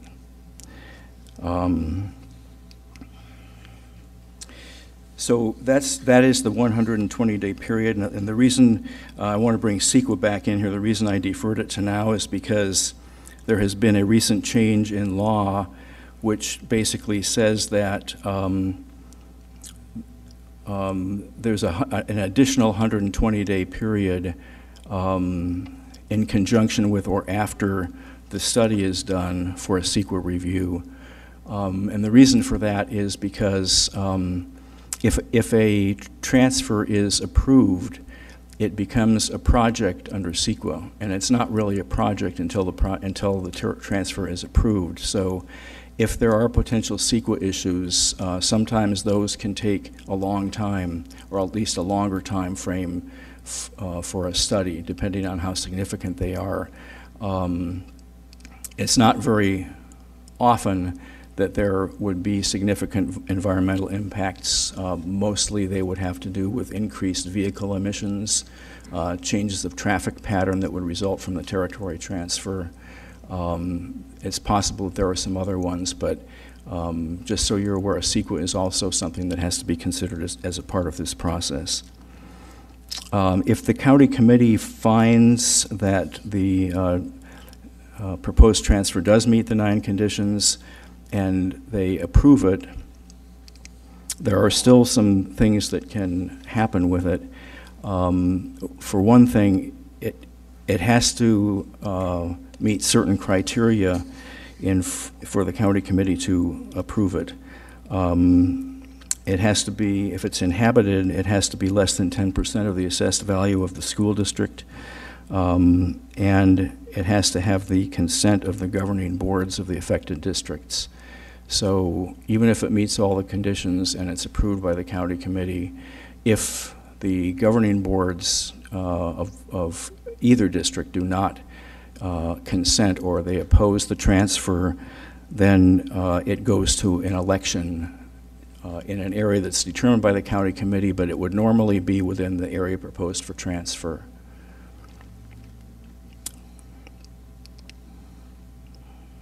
There is an opportunity also for an appeal of the committee's decision. It can be appealed by the petitioners or the school districts, and it also can be appealed by anybody that believes that there would be an adverse impact on racial or ethnic integration of the schools as a result of it. I went through all of this stuff, and I want to make sure that you understand the territory that is proposed for transfer. I think Denise just handed a map out to you that is the area that is proposed for transfer, and this petition actually did not have a map attached to it, and it's not required to have a map. This map was generated by the Registrar of Voters and basically said to be accurate by the chief petitioner. So that's the area that is the transfer area. It's the kind of the whitish area in the middle of everything here that has the red lines around it. And it is, as described by the petitioner and in the petition, it's the east side of Hamner, south of Belgrave, west of the I-15 freeway, and north of the storm drain channel between Swan Lake Mobile Homes and the Eastville Gateway Shopping Center. That's the language in the petition. So that's the area that's proposed for transfer. And in brief, I hope that was brief enough, that's the process that it goes through in order to be considered for approval by the county committee. And it is, as Mr. Duchamp said, a very legalistic process. It's very well spelled out in the education code, has very strict timelines, and we always follow all of that, you know, when we're processing those. The county office is really a neutral party. We provide support and staff to the county committee for its operations, and I provide support. I'm the staff person that supports the county committee. So I'd be happy to answer any questions you may have at this point. Any questions for Mr. Edmonds? Who pays for the process? The petitioners began a petition, and who's responsible for LAFCO and all the different reviews? We notify LAFCO. They don't necessarily, I don't know what they do with it, I honestly don't, but we send notifications to LAFCO as well as the State Board of Education. Those are the two main agencies, in addition to the county committee, that are apprised of this going on. If it ends up being approved, we also do all the notifications to State Board of Equalization, and there are probably a dozen county agencies that receive notice of the territory transfer. There's no cost to the petitioners or the districts in the paying for the process?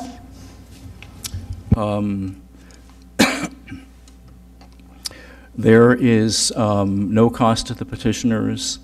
I think there is a minor cost to the districts. There's a filing fee with the State Board of Equalization. If it goes through and the districts consent to it, then there's a division of that fee, and it's on a matter of, you know, several $1,000s. It's not a huge amount of money. Other than that, the costs for the process are borne by the County Office of Education. Mr. Mendez? When a petitioner brings this request before the districts, in your experience, what typically has been the percentage of successful transfers that take place as a result of that? Do you have a ballpark figure, an idea? It's difficult when it comes from a single petitioner. It's difficult to say if they're not, well, the two that I'm aware of within the past probably 9 years that have been following this process, a 25% petition, were both of those were at least originally opposed by at least one of the school districts involved, and they were not approved by the county committee. It depends, I think, on the reasons for it. In one of those transfers, there were some other technical and legal issues as well. But I think the petitions, and let me put it on the other foot. The petitions that have the highest likelihood of being passed and approved by the county committee are those that have the full support of the school districts.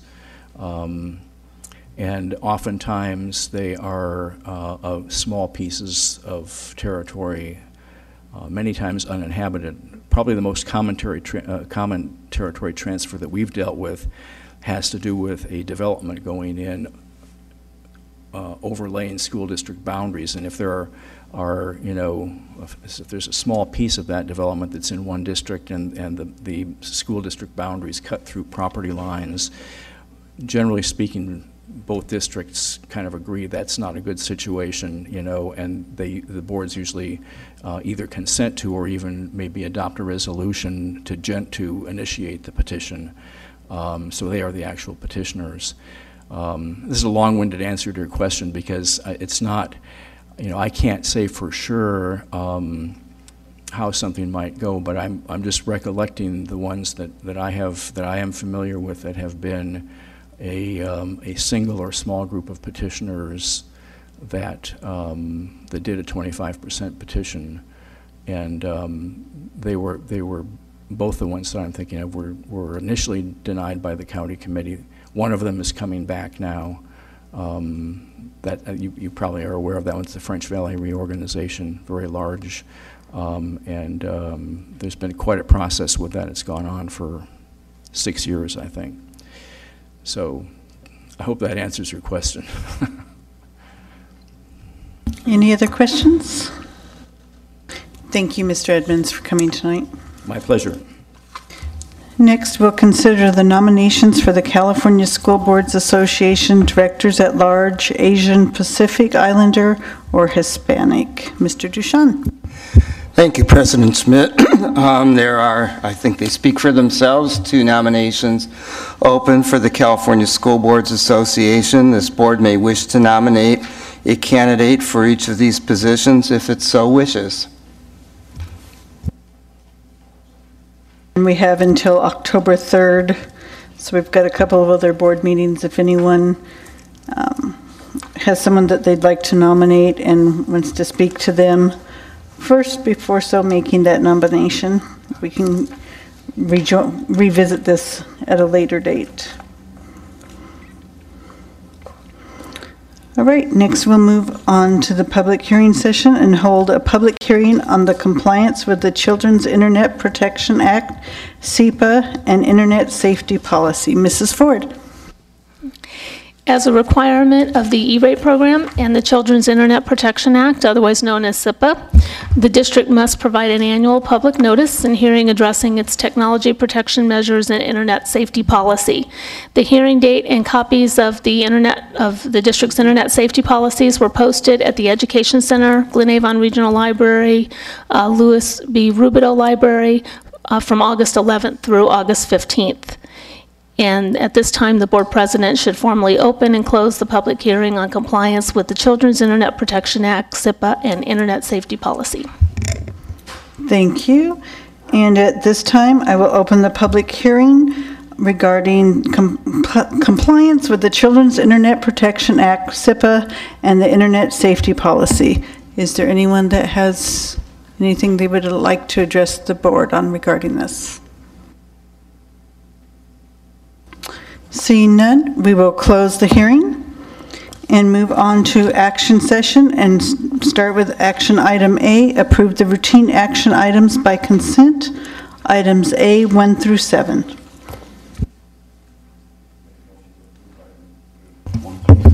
Second. Have a motion from Mr. Schaefer, a second from Mrs. Johnston. Roll call vote, please. Trustee Johnston? Yes. Yes, motion passes 4-0. Item B, award of bid number 13-14-13TR, the Specialized Transportation Services. Mrs. Ford. In February, the board authorized the solicitation of a joint bid between Jurupa and Alvord Unified School Districts for the specialized transportation services for students who require to be transported with specialized equipment or are in need of medical monitoring. Staff estimated the cost to be $710,000. 3 vendors had picked up bid packets, but only one. First student submitted a bid for $819,757 for Jurupa Unified and $415,483 for Alvord Unified. Services will be funded through restricted special education transportation funds, and administration is recommending the board award bid number 13-14-13TR, specialized transportation services to first student in the amount of $819,757 for Jurupa Unified School District and $415,483 for Alvord Unified School District. Thank you. Mrs. Johnston. Oh, no. Okay, Mr. Mendez. I make a motion to approve award bid number 13-14-13TR, specialized transportation services. Thank you. Second with a question. We have a motion by Mr. Mendez, a second by Mr. Schaefer. And your question, Mr. Schaefer? Did first student win last year's bid, and do we know how much that was? I would have to go back and look at what the bid, but yes, first student did win last year's bid. If you could let us know in the Friday letter. Yes, I will. Okay, thank you. All right, we have a motion and a second. Any other questions? Roll call vote, please. Trustee Johnston? Yes.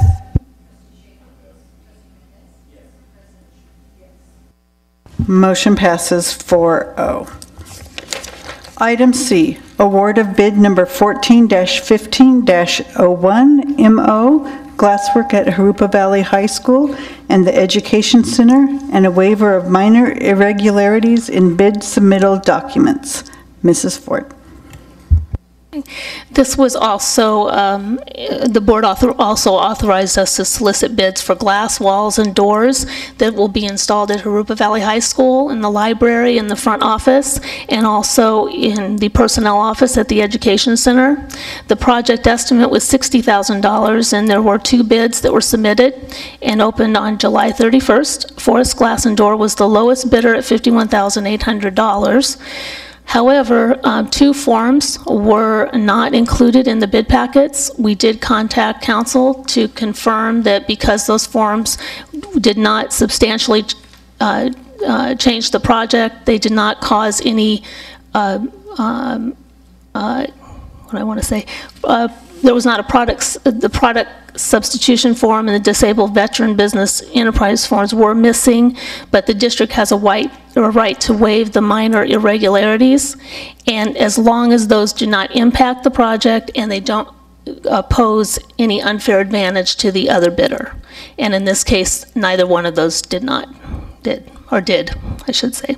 The project will be funded through restricted routine maintenance funds, and administration is recommending the board award bid number 14-15-01 MO, glasswork at Jurupa Valley High School and the Education Center to Forest Glass and Door in the amount of $51,800 and waive the minor irregularities in the bid submittal documents.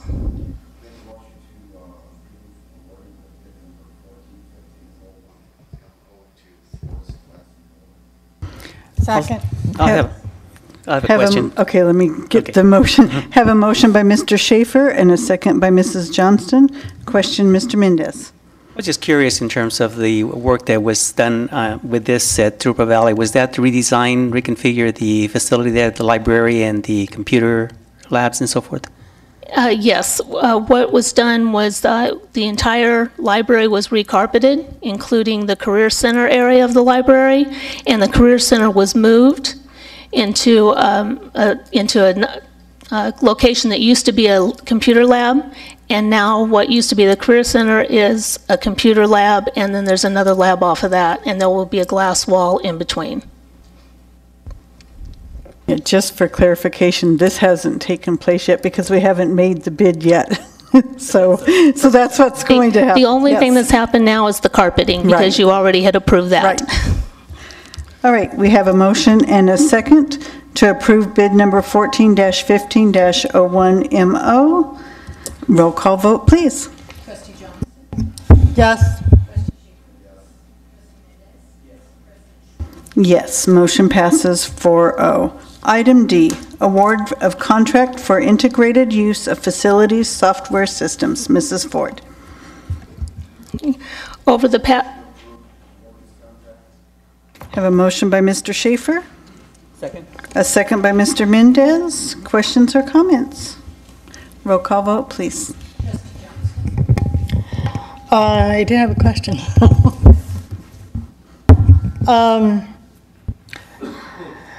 I wondered is how necessary is this expense? I know that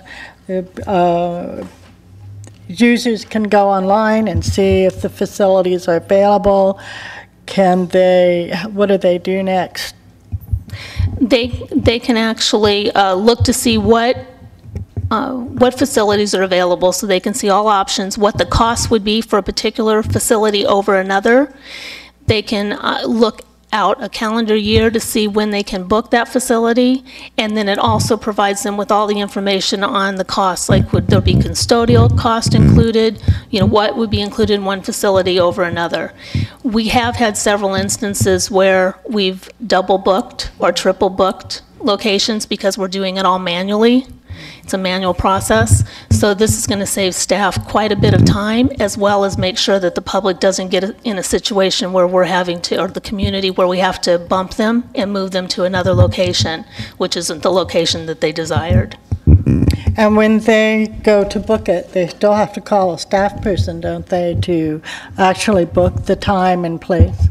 No, they actually can book it right online. That information then would go out to the various departments depending on what selections they made when they actually booked the facility. I see. So do you feel that the cost justifies, we have to pay every year annual renewal of $10,000, and so you feel that we're saving that money by using the system?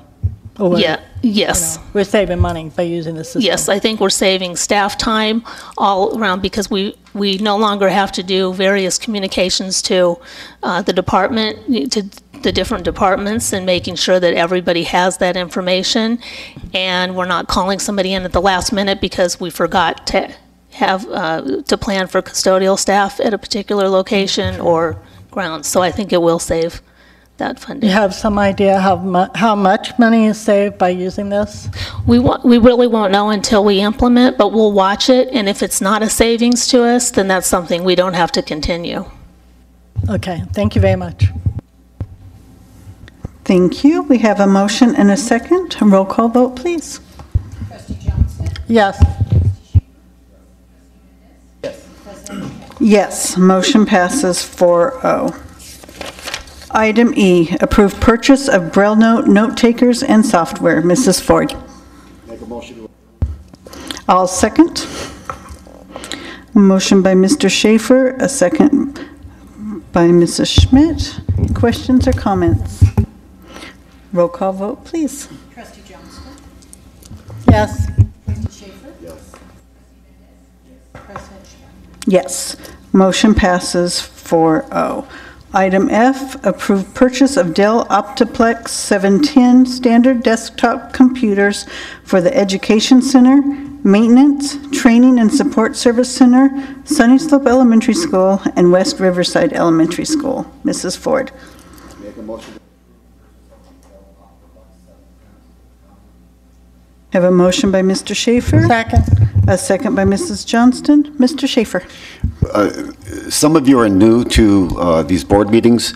The reason we approve without them reading the whole thing sometimes is that we do call staff during the week and we ask them certain issues concerning prices, quotes, and everything else. So we have gone through some of these. So it's not like we're just approving certain items because we want to get out of here. We have contacted staff. We know that they've checked other places and we're piggybacking on other school district bids and everything else. So it's not that we just want to get out of here and we're approving things. It's we did our homework. Thank you. Thank you, Mr. Schaefer. We have a motion and a second. Roll call vote, please. Trustee Johnston? Yes. Trustee Schaefer? Yes. Yes. President Schmidt? Yes, motion passes 4-0. Item G, approve purchase of graphing calculators for Jurupa Valley High School. Mrs. Ford. We are requesting approval to purchase graphing calculators for the math department at Rubidoux High School. These are the same calculators that were purchased the last, or that we asked for approval to purchase at the last board meeting for Rubidoux High School. We did receive 3 quotes, and the Bach company provided the lowest quote at a cost of $15,424, and that's for 160 graphing calculators. And the calculators will be purchased using LCFF supplemental and concentration funds. And administration recommends the board approve the purchase of graphing calculators for Jurupa Valley High School from the Bach company in the amount of $15,424. Make a motion to approve the purchase of the graphing calculators for Jurupa Valley High. Second. Have a motion by Mr. Schaefer, a second by Mrs. Johnston. Any questions or comments? Roll call vote, please. Trustee Johnston? Yes. Trustee Schaefer? Yes. Yes. President Schmidt? Yes, motion passes 4-0. Item H, approve purchase of the Hewlett-Packard ProBook 640 notebooks for Mission Bell Elementary School, West Riverside Elementary School, Jurupa Middle School, Mission Middle School, Nueva Vista High School, Rubidoux High School, and Jurupa Valley High School. Mrs. Ford. Make a motion to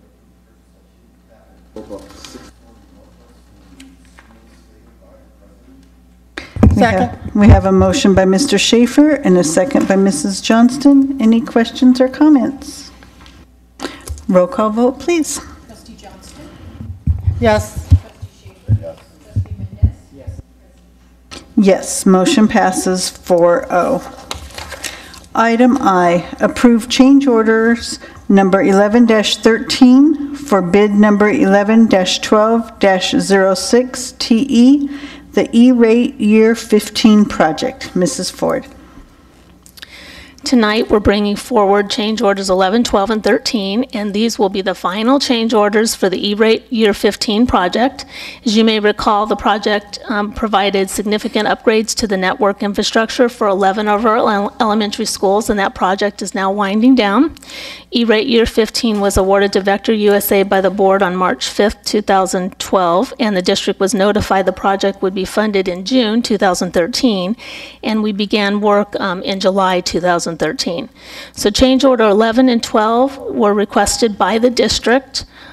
Change order 11 was to provide a new SFP transceiver at a cost of $291.83 to prepare, and the reason for that change was to prepare for future upgrades to the fiber connection speed, so we can go from 1 gigabit speed to 10 gigabit when we're ready to do that. And number 12 is a request by the district to relocate the incoming fiber connection at 6 of our schools, and that was at a cost of $7,085. The final change order, number 13, was just the final project true-up amount for a deduction of $141.94. And when all is said, the total E-rate year year 15 contract value came in under contract by $15,554.35. So administration recommends the board approve change orders 11 through 13 for Vector USA specific to bid number 11-12-06TE in the combined amount of $7,234.89. Make a motion to approve, and I'm always glad to see the that on the plus side of the column here. You can always bring those to the board. Have a motion by Mr. Mendez. Second. And a second by Mrs. Johnston. Any questions or comments? Roll call vote, please. Trustee Johnston? Yes. Trustee Schaefer? Yes. Trustee Mendez? Yes. President Schmidt? Yes, motion passes 4-0. Item J, adopt emergency resolution number 2015-10, emergency resolution for Pacific Avenue Elementary School. Mrs. Ford. Staff was notified that there was an issue with fleas at Pacific Avenue Elementary School, and fleas were found in the hillside adjacent to the portable classrooms. The fleas were also located in, or we found them in carpet in 2 of the portable classrooms. So staff made the decision to establish an ongoing pest control service for the area around the portables so we can eradicate the fleas and replace the carpeting in all 9 of the portables with VCT flooring. Administration is requesting permission to waive the public contract code sections 20110 and to award contracts to the listed vendors in the specified amounts for a total replacement cost of $40,838.94. Make a Move to motion. approve. Go ahead, Donna. Okay, we have a motion by Mrs. Johnston. I'll second. I And a have a second question by on the Mr. fleas, though. Mendez. Go ahead. What happened to the fleas on the hillside? Were they also exterminated? Yes, that was the main area that was sprayed, were the fleas on the hill, and we will have an ongoing spray in accordance with regulations as to how often we can spray so that we can make sure that we do eradicate the fleas. I hope to never see the fleas at Pacific Avenue again. And I just have one question. The 450, is that for the first initial service, or is that for the total service? That's for a series of 3 where they'll spray the entire field area as well as the adjacent hill and all around the portables. Thank you. Madam President, question. We notify parents when we do other spraying. Have we notified anyone concerning this, or anyone that's sensitive to such chemicals? We haven't, because the types of chemicals that are being used are not chemicals that would have any type of, it's all natural chemicals that are being used. Okay. Thank you. We have a motion and a second. Any other questions or comments? Roll call vote, please. Trustee Johnston? Yes. Trustee Mendez? Yes. President Schmidt? Yes, motion passes 4-0. Item K, adopt resolution number 2015-11, the resolution of the Board of Education of Jurupa Unified School District opposing local reserves cap. And I am supposed to talk about this, but Mr. Mendez, I believe since you are on the CSBA committee, that you have a little bit more information and can inform the rest of us about this. Thank you, Madam President. I requested that this be placed on the agenda for the board's consideration because the limit that has been placed on the reserves cap hinders the district's ability to maintain solvency, particularly during difficult financial times as we've had in the past. It puts the districts in a very difficult situation that if those if that cap is established and maintained and required, that districts will have they will have insufficient funds on hand to carry on the operations of the district in terms of paying staff, teachers, and so forth for no more than a few weeks, I think, beyond the beginning of, say, a difficult financial period.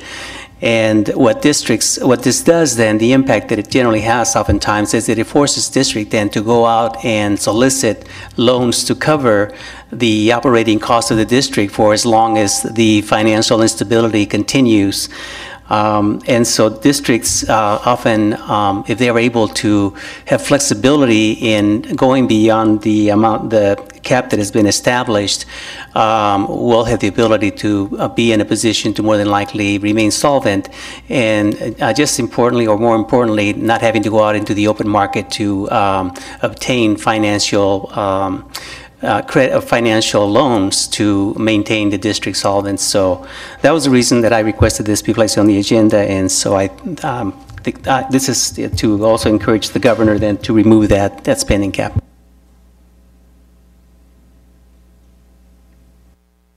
I would move to support that resolution, 2015/11, resolution of the Board of Education of Jurupa Unified School District opposing the local reserves cap. Second. Okay, we have a motion by Mrs. Johnston and a second by Mr. Schaefer. Any other questions or comments? Roll call vote, please. Trustee Johnston? Yes. President Schmidt? Yes, motion passes 4-0. Item L, act on student discipline cases. Approved readmission cases, we have one. The case 13-021. Move approval of readmission case number 13-021. And that's it, that's only one. Okay, I have a motion from Mr. Mendez, and I will second. Roll call vote, please. Trustee Johnston? Yes. Trustee Schaefer? Yes. Mendez? Yes. President Schmidt? Yes, motion passes 4-0. Denied readmission cases, we have two, 13-036 and 13-052. Move approval for denied readmission cases number 13-036 and number 13-052. Have a motion by Mr. Mendez, a second by Mr. Schaefer. Roll call vote, please. Trustee Johnston? Yes. Yes, motion passes 4-0. Denied readmission, suspended expulsion case, we have one, case number 13-050. Move approval for denying suspended expulsion, denying readmission, suspended expulsion case number 13-050. Have a motion by Mr. Mendez, Second. a second by Mrs. Johnston. Roll call vote, please. Trustee Johnston? Yes. Yes, motion passes 4-0. Item N, approved personnel matters. I believe we have an item to report out from closed session. We do, thank you. The board took action, the board took action in closed session to accept this resignation of certificated employee number 175010 with a 4-0 vote. Administration recommends approval of personnel report number 3 as printed. Move for approval for personnel report number 3. Have a motion by Mr. Mendez, Second. a second by Mrs. Johnston. Roll call vote, please. Trustee Johnston? Yes. Trustee Schaefer? Trustee Mendez? Yes. President Schmidt? Yes, motion passes 4-0. Item 2 is reauthorize district committee on assignments per Ed Code section 44258. Mrs. Elsick. Thank you. This committee was formed in 1988, and this just simply updates the committee to reflect new NEAJ Jurupa president, Mr. Rob Little. You may not have known he was on this committee, but He does now. he does now. Looking for a motion. Make a motion to approve the reauthorization of the district committee on assignment. Second. Have a motion by Mr. Mendez, a second by Mrs. Johnston. Roll call vote, please. Trustee Johnston? Yes. Yes, motion passes 4-0. Item 3, approve the variable term waiver request for B-clad authorization. Mrs. Elsick.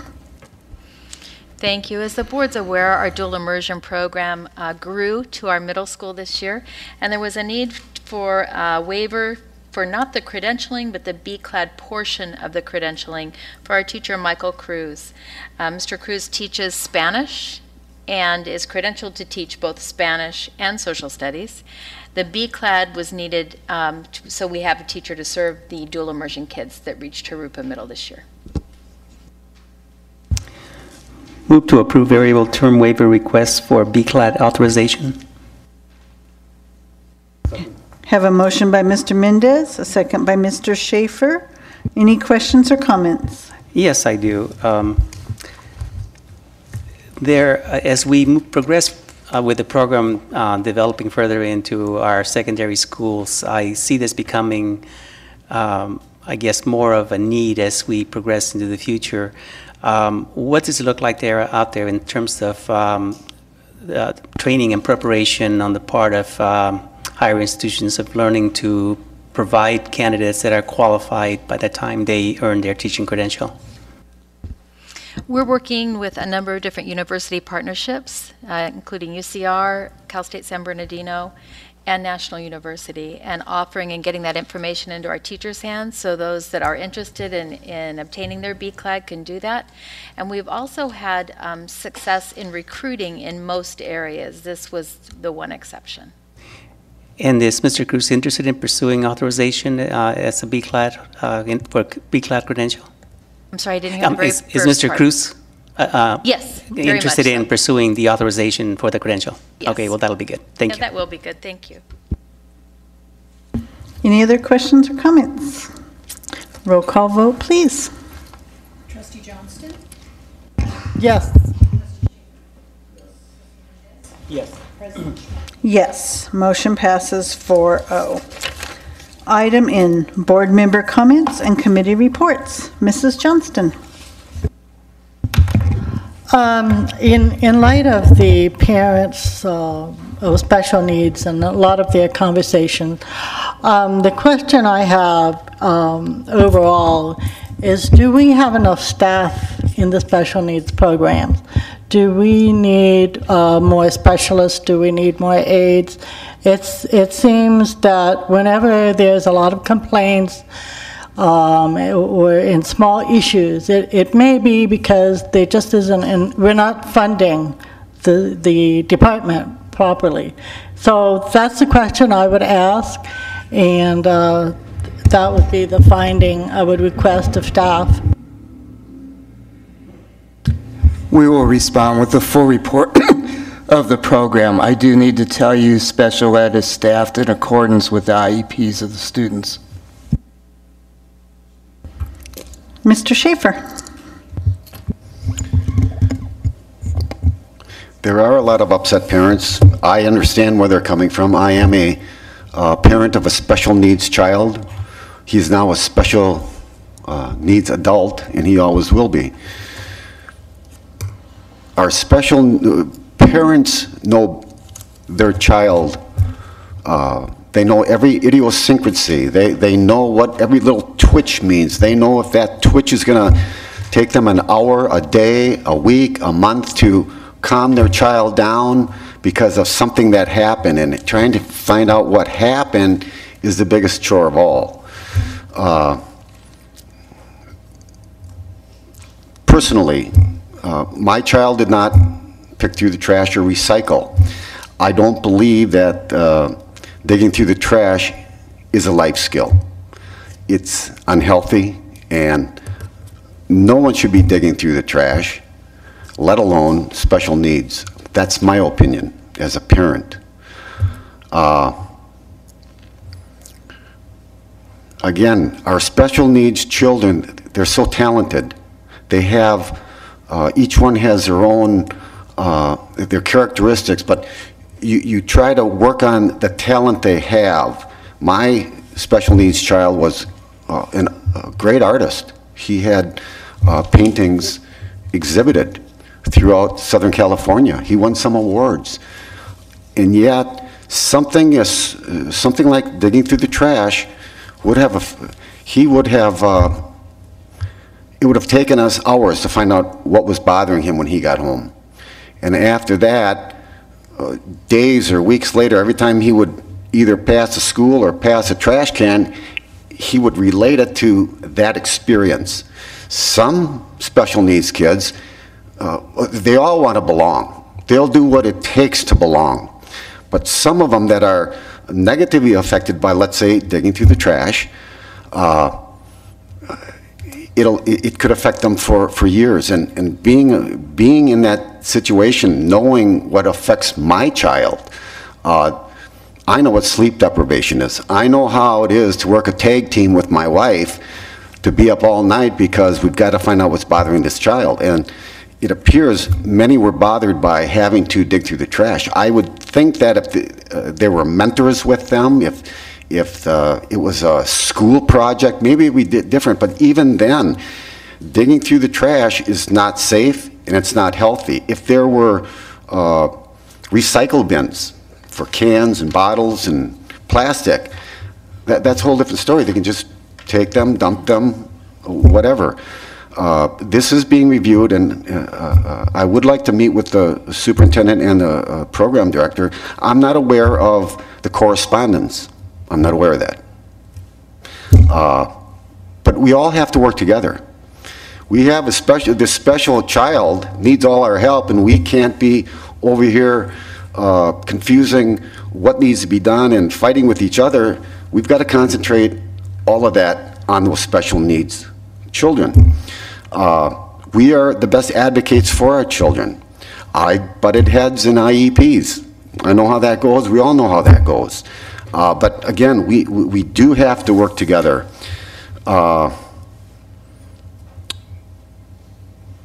It's just, it's, we didn't know. I apologize as a board member that I didn't know. But we have great teachers. We have great aides in that program. Again, the superintendent said he's going to review the program with us, and I would like to meet with him and the program director. But our special needs children have such great characteristics. We can find other programs to raise money and to teach them these life skills. Other than that, I would just like to tell you that I really miss Bobby Hernandez. I wish he were sitting there. Again, I thank his family for sharing him with us, and he's looking down at us laughing. So, Madam President, thank you. Mr. Mendez. We all miss Bobby Hernandez, and it was awfully nice to be able to have recognized him and presented the family with a nice plaque that was given to them this evening, and to recognize the many contributions that he made not only to our school district but to our entire community here in Jurupa Valley. So definitely he's missed, and appreciate all that he contributed to all of us. In regards to the situation with our special ed students, I really think that it's extremely important to ensure that every single student at our schools is always treated with the dignity and respect that every human being needs to have. And this is a very sensitive issue, and definitely things that need to be taken care of will be taken care of. And I'm looking forward to a complete analysis of all the information and material and communications and everything involved, so that we can receive a complete auditing and report of what's happened, and recommendations for making any necessary changes that may be needed. Thank you. Thank you. Thank you to all of the parents that came out tonight to inform us, and for the kids too that came out to talk. I know it takes a lot for them to get up in front of an audience and make their thoughts and ideas known to us, and I appreciate that. And like I said before, this is being looked at, and there will be meetings, I'm sure, with parents and staff, and some involvement throughout a committee or however it is decided, so that changes and views can be heard from the parents, staff, and the board. With that, thank you very much for coming out tonight. Mr. Figueroa,